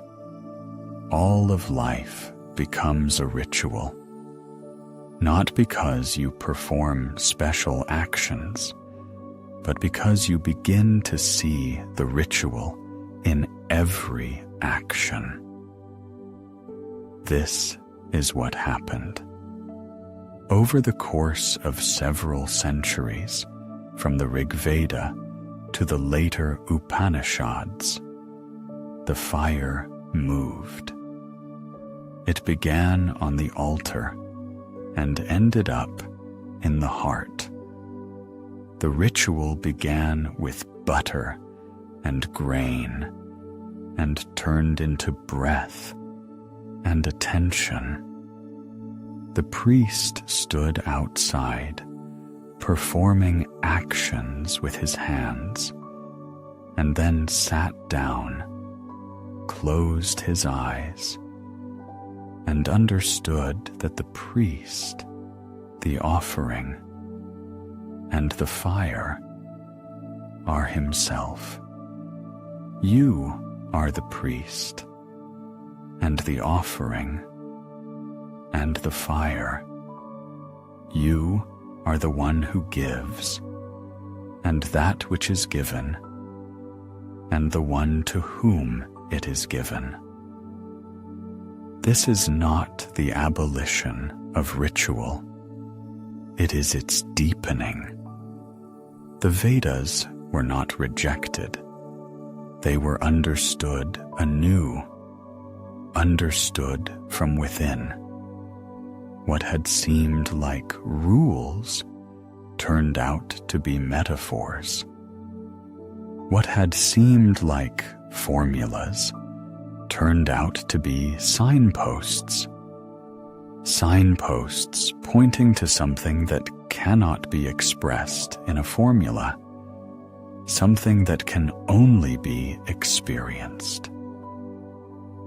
And perhaps that is why the greatest teacher of one of the Upanishads, one whose name we do not even know when asked to describe Brahman, did not utter a word. He simply fell silent. He was asked again. He remained silent. He was asked a third time. And then he said, I am teaching you, but you do not understand. This Atman, this silence. We began this journey in silence, the silence before the beginning of the world, with Nasadiya Sukta, with breathing without wind. And now we have returned to silence, but a different silence, not the silence of emptiness, but the silence of fullness, not the silence in which nothing yet exists, but the silence in which everything already exists. The circle is complete. We began with fire, the first word of the Rig Veda, Agnim, Agni, the god of fire, the intermediary between worlds, the tongue of flame rising from earth toward sky. We saw how this fire burned on altars, how butter hissed on coals, how smoke rose toward the stars. We heard Svaha and smelled the camphor and the clarified butter. And then the fire moved from the altar to the forest, from the forest to the heart, from the bonfire to the breath. The fire did not go out. It simply found its true place. Think about the journey this people's thought has taken. They began with offerings to the gods, with concrete, tangible actions, butter, grain, milk, honey, with the belief that the correct ritual, performed in the correct order, with the correct words, would produce the correct result. This belief was powerful. It created an entire civilization, an entire world that lived according to the schedule of fire rituals. And then someone asked, what if the point is not in this? What if the butter is a symbol? What if the fire is a metaphor? What if the entire ritual is a mirror in which you look and see not gods, but yourself? And from this question, the Upanishads grew, texts in which a boy comes to the god of death and learns that he is immortal. A woman challenges a sage and asks about the fabric of existence. A husband tells his wife that all love is love for the Atman. A father explains to his son through salt and water, through a seed and a tree, that you are that. This heritage is more than 3,000 years old. From it grew everything we associate with the spirituality of India. Yoga, the attempt to rein in the horses of the chariot. Vedanta, the development of the idea of the unity of Atman and Brahman. Buddhism, the radical question of what happens if you remove the master from the chariot altogether. Jainism, the path of non-violence, grown from the same root. Ayurveda, the understanding of the body as a microcosm, a reflection of the universe. All these rivers flow from a single source, the Vedas and the Upanishads. And the voice continues to sound. Of the more than 1,000 schools of Vedic recitation that once existed, 13 have survived to our day. 13 families, 13 lines of transmission, 13 slender threads stretched across the abyss of time. Boys still sit facing their teachers. They still sway their heads. They still speak syllables that are more than 3,000 years old. The fire still burns, both on the altar and in memory. It has not gone out. It has simply grown quieter. Ahead, in the other stories of this playlist, much more awaits us. The law of karma and the mystery of dharma, explaining why the world is arranged as it is. The dance of Shiva, in which creation and destruction are a single movement.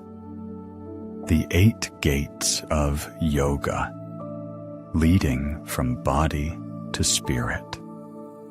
The sleep of the yogis, in which the boundaries between worlds dissolve. 25 journeys along the spiritual paths of India, and each begins where the previous one ended. But right now, you do not need to go anywhere. You do not need to search for anything. You are lying in silence. You are breathing. Your breath is steady and calm, like the breath of that singular one that existed before the beginning of the world, the one that breathed without wind by its own power. 3,500 years ago, someone looked within and saw that which does not disappear. Not the body, not a thought, not a name. Something beyond all of this. Something that cannot be named, but can be felt. Like salt in water, invisible yet present everywhere. Like the seed at the heart of the fruit, from which an entire world grows. Tat Tavam Asi. You are that.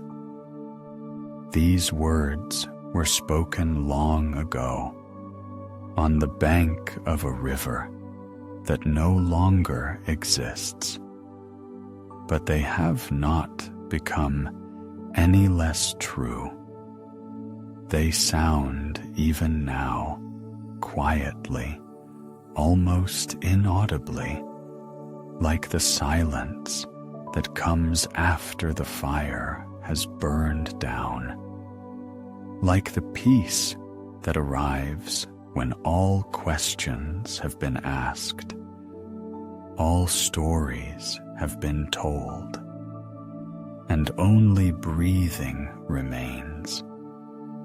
Your breathing, steady, calm, endless,